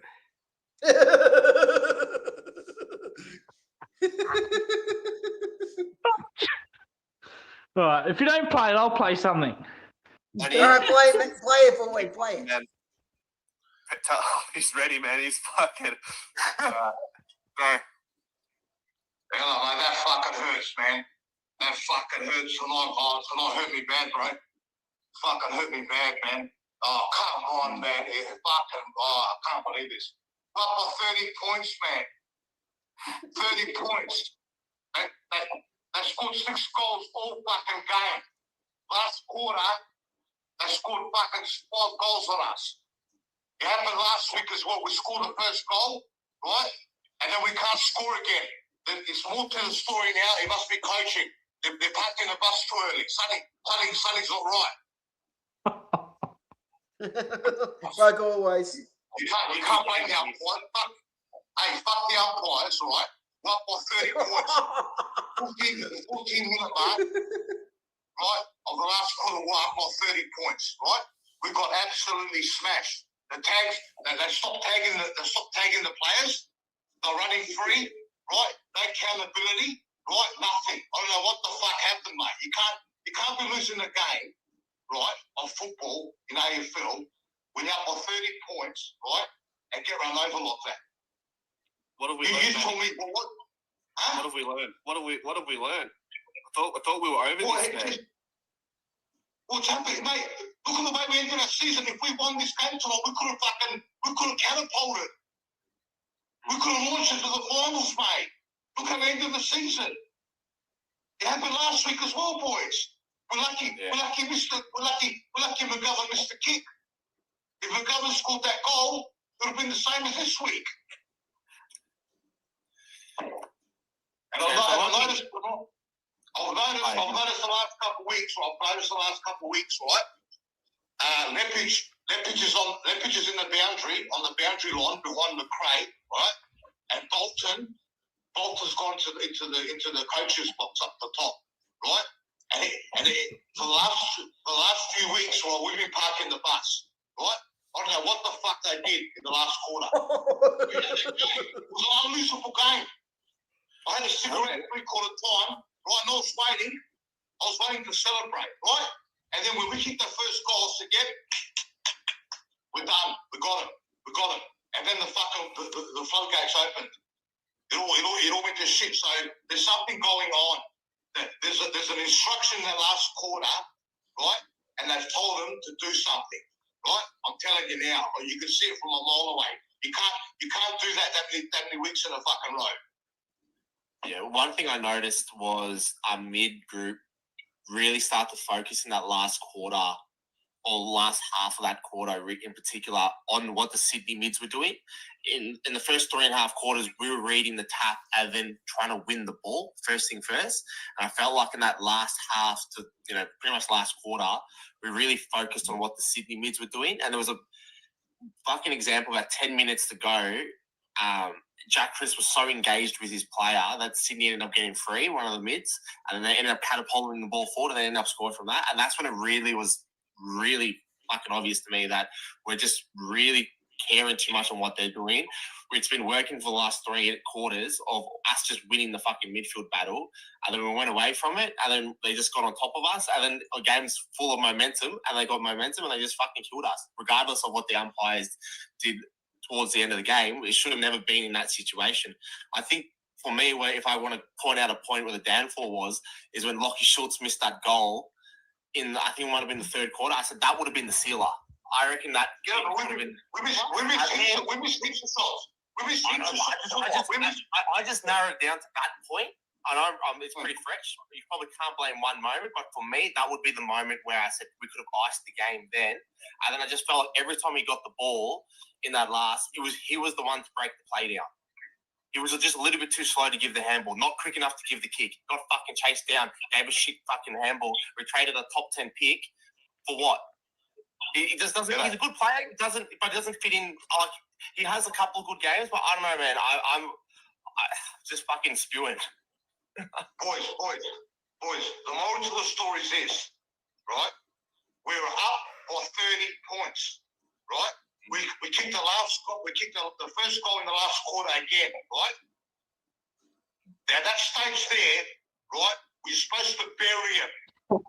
Yeah. Again, right? Like last week, Jamie Lear kicked the first goal, right?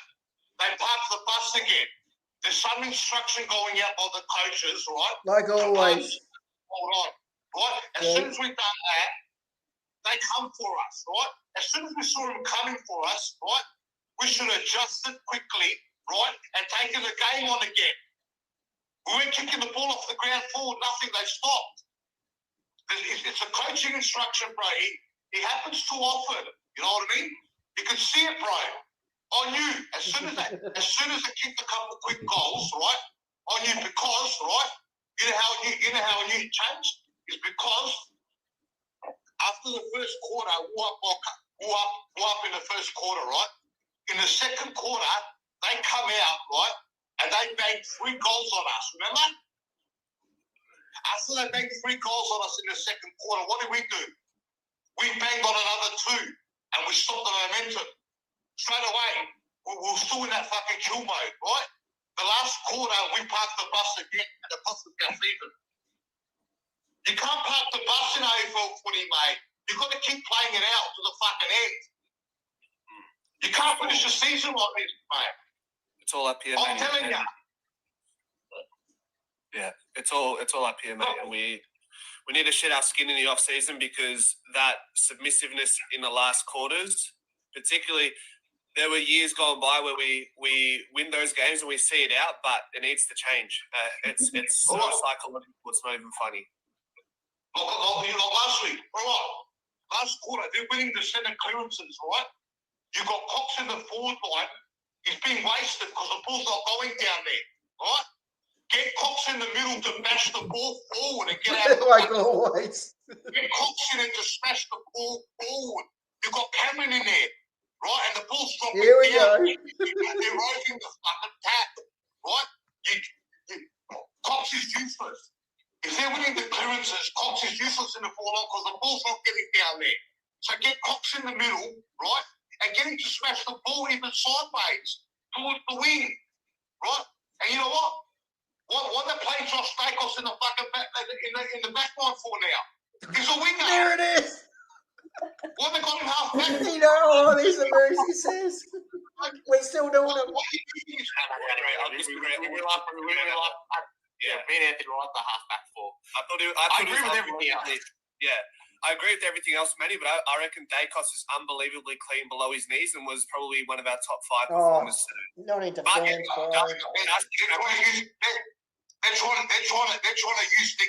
use Josh Dacos, right, in the Nick Dacos role. Josh is in the run and carry bloke, right? That's what they're trying to do now. They're trying to use Josh as a Nick Dacos role in half-back, right? Josh is in the run and carry bloke. He's a grab, collect, and he kicks or he handballs. He doesn't run and carry and break lines. You know what I mean? So they're mucking around with it. Oh, I must admit, Hungry Jack's Jacked Up Sodas just got better with new An ad. See, these are the things Manny was right about. All parking the bus. We've been doing that all fucking year with the Presty signs. Then he's talking about Cripps. He's talking about Josh Dacos. All the things we're still doing. Okay. All the things he's talking about we're still doing. Vital, good game from Vital. So at least we've got a few fucking players coming up. You know what I mean? But this last quarter bullshit needs to stop. Something's got to happen. You can't keep doing this, mate. It happens so often. Why does Lockie Schultz always look scared? What's with his face? Why do he always look scared for? What do you mean? He just looks worried. Lockie Schultz. He looks like someone's going to creep up on him and do something. I don't know what that's about. It just in the last quarter. That's all. It looked a bit panicky in the last quarter. It looked a bit panicky. Yeah, a bit. They got on the boot too quickly. You know what it is? Hey, the pressure compounds, right, and they start making mistakes. You know what I mean? The pressure starts compounding because they're getting momentum, right? These cunts have been playing shit for the fucking last 4 weeks, man. We had them. Yeah, and also in the first quarter, we were fucking slow. When we come out in the first quarter, the first bounce, I said, what the fuck's going on here? They banged on a couple goals on us, right? We looked fucking timid. We looked timid in the first quarter. Then we started getting our game going, right? And we fucking put goals on them. And then again, the last quarter, so there's a problem going on. I worked it out, there's a problem going on, right? Because Carlton last week in the first quarter, if they kick straight, they would have buried us. They missed fucking 8 shots on goal. So I'm noticing now, right? Our first quarters and our last quarters are fucking shit. Our second and third quarters, right, are our good quarters. So what the fuck's going on? It's always our second and third quarters that we play good football. How come they can't come out from the start and start fucking playing footy? And the most important quarters are the fucking first ones and the last one. But this last quarter tonight was exactly like last week. It was exactly the fucking same. First goal of the quarter, we're up by 30 points, and we get fucking run over. It's exactly the same fucking quarter. They beat us. You got McRae. You got McRae. As soon as they kicked the last goal and they're in front by fucking 3 points, you got the coach McRae sitting there, walking around, doesn't know what's going on. Like always. Dibba, this guy needs to relax. We played so well tonight. 6-goal better side. That's rubbish. Dibba, I'm sorry. That's rubbish. Hey, we'll relax, dickhead. We'll relax, dickhead.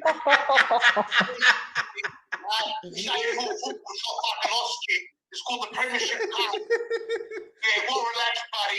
You kidding me? Well, they play good. Hey, listen. Let him go, Manny. Don't piss him off. When a boxer goes into a fight, if you think boxer's good for fucking 1-2 rounds, they get fucking knocked down in the third. Right, this his coach says, "Oh, well done, man. Well done, man. You learned to speak good chats in the first fucking 2 rounds, and you got knocked the fuck out. Huh? We're playing for our season tonight. You can't end the season like this. Well, it's the Cunts talk too much shit. Hey, you know what the problem is? Cunts on all this fucking social media. They don't fuck all about footy, right? They all talk too much shit. I'm telling you right now, I'll give you the big fucking tip. You can't be losing games of football there, right?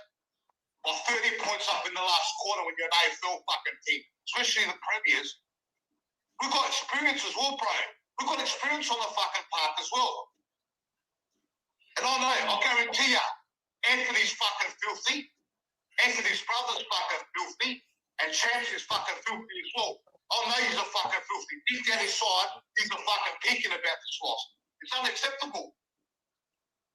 I genuinely wanted to throw up at the side. And let me talk these fucking dumb YouTubers, right? They listen on YouTube. Right? Let me explain something to these people so they learn something. Undertaker's meant to come on. Now, let me explain something to these people that don't understand something. Now, do you know who owns the Collingwood Football Club? So the answer? Who owns the Collingwood Football Club? Don't say it. Don't say it. You tell me. You're there. Well, you don't know? No. Exactly. I own the club, you own the club, and you own the club. We own the club. The members of the Collingwood Football Club own the club. It's put down as a company, yes. But the owners of the Collingwood Football Club, right, are the members. You understand? Every Melbourne club in Melbourne. Anthony's overboard with the ads. Yeah. Got another one. I can't skip it. Comedy gold of Manny. And he's always right. He's always right. How many times did we say about the Presti sign? How many times do we talk about Lipinski? We talk about Sidebottom. And then we talk about playing Cox instead of Darcy. Oh, now it's the same thing. We're seeing Cameron struggle. And now we're saying, how many people are saying we should bring back Cox? It's Cameron's still fucking struggling. What would be really funny is if Manny, wherever he is in South Australia, is coming home from somewhere and he says, oh, Lucas is on. I'll see what they're talking about. And he hears himself and he's like, but that's impossible because I'm here.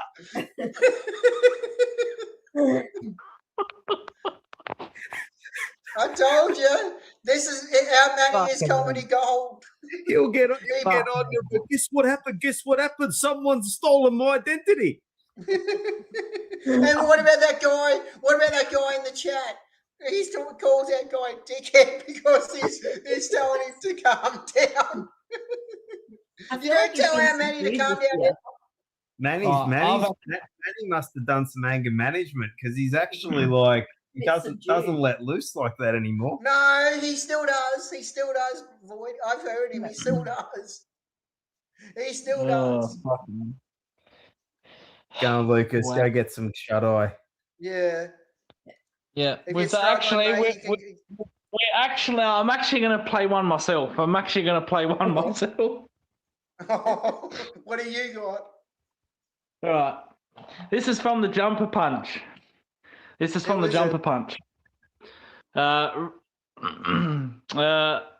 I might actually I'll actually, Void, if I send you the link, could you play it?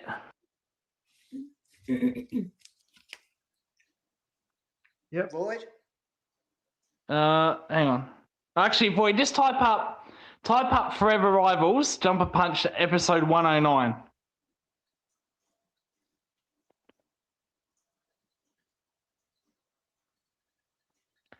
And then go to the 2 hour and 10 minute mark in like 0 seconds, like the 2 hour and 10 minute mark, and play from there.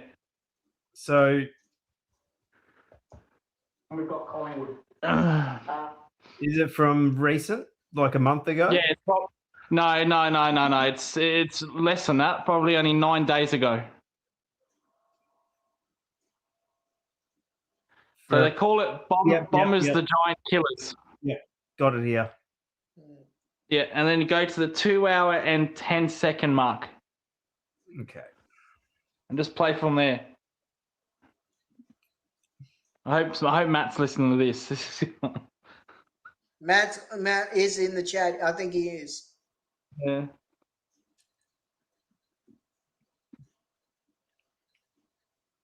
So 2 hour. So because I just had an ad. 2 hour and 10 second. You said. Yeah, 2 hours and 10 minutes. Like 2 hours and 10 minutes and 15 seconds. Like yeah. Lucas, have you ever thought about doing a video? Have you ever thought about doing a channel like this? Just playing videos of funny videos, like a stream. Appreciate the 10 people that's staying up and listening to this. No, I love you all. Thanks for that. So this will be the last one. Then we're going to head to bed. We're going to call it. Well, Lucas, so we support you because you're a great bloke and you've got a great channel. Yeah, that's it. Feeling then, mate. We'll see how you feel. I know you're right. We've stinked this year. Not good enough. And our season in the next 2 weeks because we've got Melbourne and we've got Collingwood. If we lose those 2 games, we'll sayonara. So yeah, big 2 games coming up for Geelong. I think we're just used to seeing you boys always up towards the top of the ladder. Yeah, they'll still be in the finals, man. They'll still be in the top 6. You watch, they'll be in that top 8, top 6. And they've got a couple winnable games this week. I mean, there's still, I know they haven't played well at home, but they'll be tough still to beat there, you know. Yeah, our last 3 weeks, we play Essendon, Richmond, and I think other ones North. So, yeah, a good 3 weeks, last 3 weeks in the season. I know anything can happen, but you expect them to win the last 3 games, right? So, if they can't beat, I'll tell you what, I'll say this right now. Oh no! I need to be careful. It's going to put me in the arse. I did this once, and it cost me. I'll tell you what. Do it. If Essendon beat Geelong in Geelong, I'll come on here naked. Here it is. I'll come on here naked. I swear. I'll wear nothing but an Essendon beanie, so we don't ban the whole Monty, and I'll bear it all. I'm telling you, they cannot. I'm shitting myself now.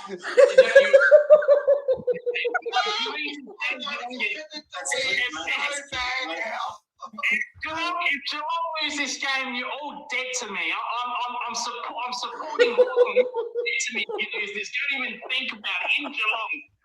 But that's how confident I am. That's how confident I am. And Liam, there's no point making a bet, mate. We'll just beat you anyway. But I'm telling you right now, the little smirky is one of the Lucas, you seem to be a little bit worried there, my friend. That's why I think you're a little bit concerned, buddy. I'll tell you what, if you start improving in this couple of weeks.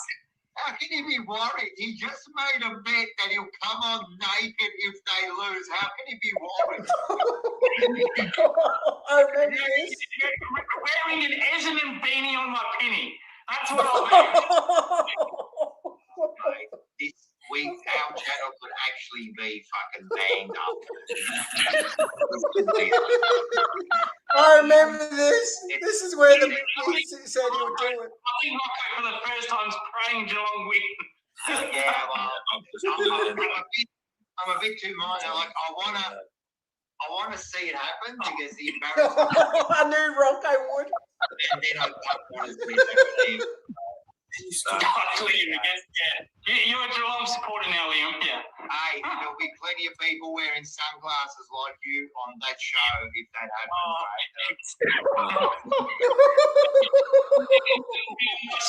Like Bo was and you wasn't the Carlton. So don't worry about that. I'll be on, mate. We're going to get a great book on Mark. This is going to be fantastic. Hey, let's go into the next games. We go straight into the... I remember this. This is when Lucas said he would do it. That's it. Cut it off. This is when Lucas said that bit. He said, if I lose, Lucas, I will put it, Lucas. I will, this is where I told you, Void. He said he'll do the bet. If I lose to Essendon, I will come on naked and I will put like a sock on my penis. But then the worst part is, I just said, is that it? And you said, cut it off right after we're talking about your dick.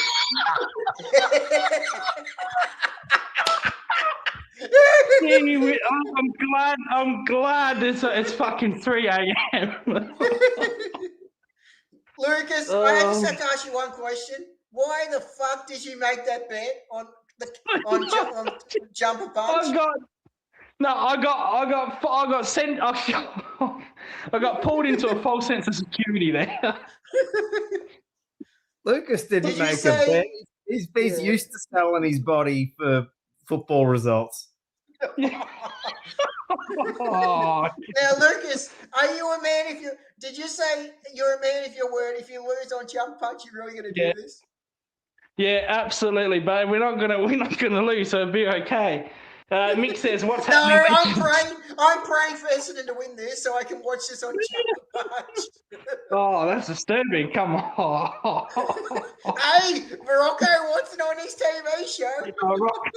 Of course he does. He wants the ratings, mate. Void, I have gonna- one question. Void, I have one Are you question to going ask to dance? you.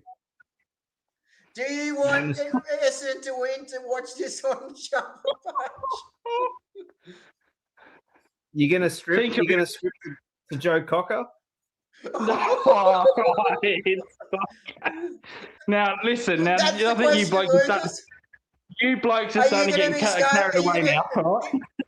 Lucas, if you lose, are you going to start stripping on national TV, taking every clothes off one by one? Right.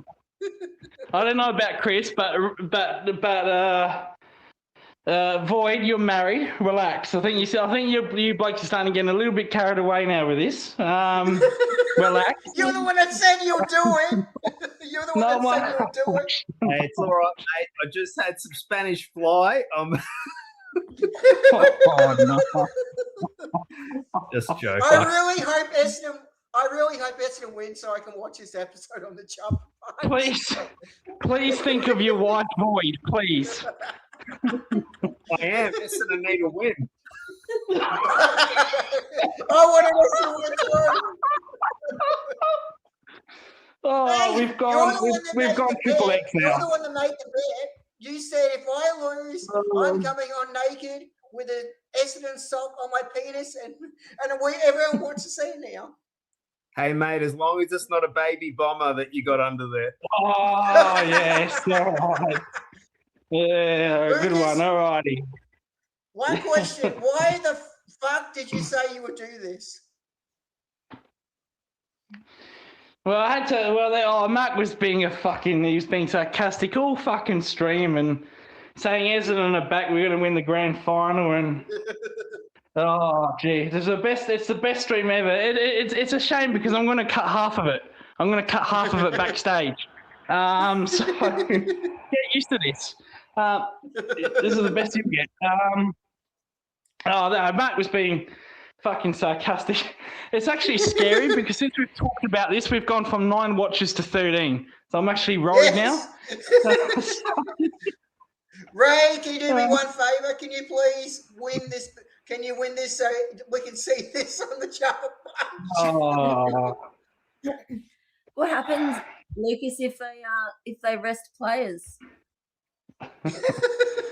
No, because the game's in 2 weeks. So they won't rest. It's next week, isn't it? Next week. Yes. Yeah, they won't rest players. Yeah. Maybe Dangerous. maybe the whole team will get the flu. if it's 3/4 time Yeah. and it's like a goal in it or something, fuck, Yeah. you'll be sweating. Lucas, picture this. Picture the whole team's got the flu. Some of them's got Yeah. injuries. The Geelong It's zone is all right, having mate. If difficulty. that Stand by. happens- If that happens, all you have to do is just delete your YouTube and just if you just disappear for a few months and then come back and everyone will have forgotten the bet. The problem is they will hang this on my head, the jumper punch, Rocco, and that. They'll contact me. They'll literally call my number because they've got my number. They'll call me every single fucking day. I won't be able to hide anywhere. Oh, good All right, lord. I'm praying for this to happen next week. I'm praying for Essendon to win next week. Anthony says, "What's the size of the beanie leaf?" Oh, right.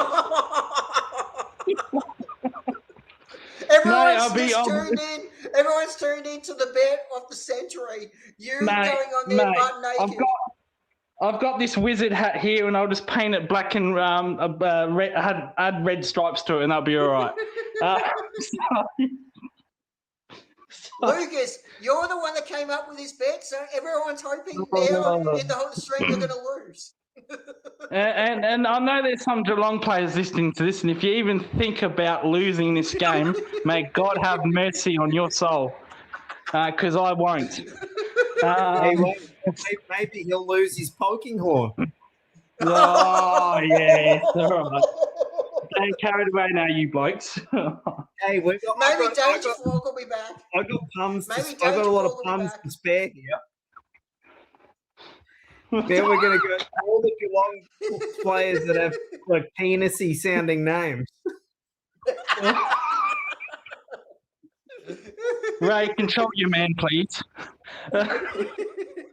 Well, you're the one that can. I remember this story now. I remember this story now.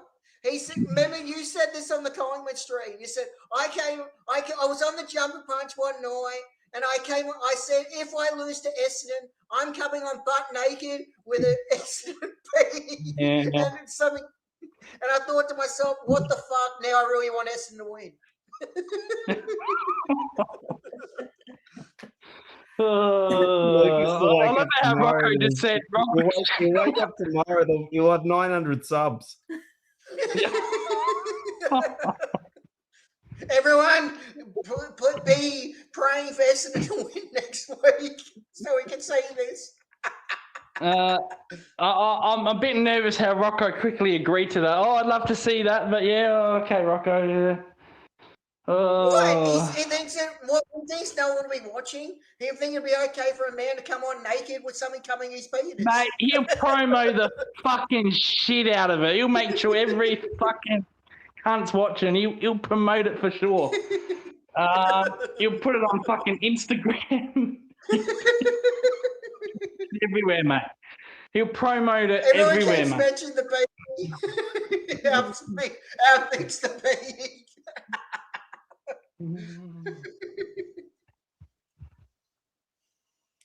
All right, we have to hope Essendon win now. Yeah. Mick will switch to a naked Lucas on his thumbnails. Welcome to the Geelong nude zone. Alrighty. Holy shit. I know Void very well. He wants this to happen too. Don't you, Void? You want him to go on the jump punch naked. Oh. On that. Oh, okay, turn it up. On that note, on that lovely note, the 12 people that's listening to this, we're going to end the stream. Thank God we're going to end the stream because this has gone absolutely nowhere. The last 10 minutes, it's gone nowhere. Well, it's gone somewhere, but it's gone somewhere I don't really want it to be. But anyway, I said that this is your show, your topic, your discussions, but I think we're getting a little bit carried away. And this is the last time anyone else is driving the show from now on. Yeah, sure.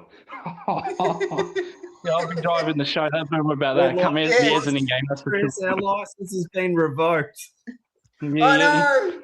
Yeah, your I'm not happy. license has been revoked. Yeah. Where's that Danny Glover quote? But that is the end of the stream. Just a short one. I shouldn't say anything about long or short. Am I not in enough trouble? Yeah, just not as long. What's the right word? We'll usually go for 4 or 5 hours, but this is going to be cut short. Oh, dude. Leave a little bit left in case, you're hungry tomorrow. Matt, I got no idea. Jeez, this is after dark here. Bloody hell. Hey, you started it. You started it. You said if I go on the jump punch, I'm going to go on naked. Everyone wants it now. See? Hey, it's okay, mate. You're from South Australia. What if you lose the bet? You'll still be overdressed. Oh yeah. All right. We'll get Mr. MBN onto it. That is the end of the stream. 3 hours and 45 minutes. Usually we go for 4 or 5 hours, but I don't want to go on anymore. So we're going to end it. 12 people are watching. 13 people are watching. We've seemed to get more viewers in the last 20 minutes. So we started with 9, and now we're going to 14. There we go.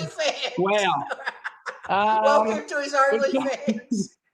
So yeah, no long streams tonight. No 4 a.m. streams. We want to get to bed early. I never want to come on here again. But anyway, thank you, Void and Chris and Matt and Anthony and Age and Stefanos, and who else have we got here? We got Milkshakes. Mick came. I don't know. Poor Mick. What the fuck is he? He must be thinking, what is going on, mate? Mick, Ray is in there, and Void. So thank you all for watching, and if you're listening to this on playback, may God have mercy on your soul.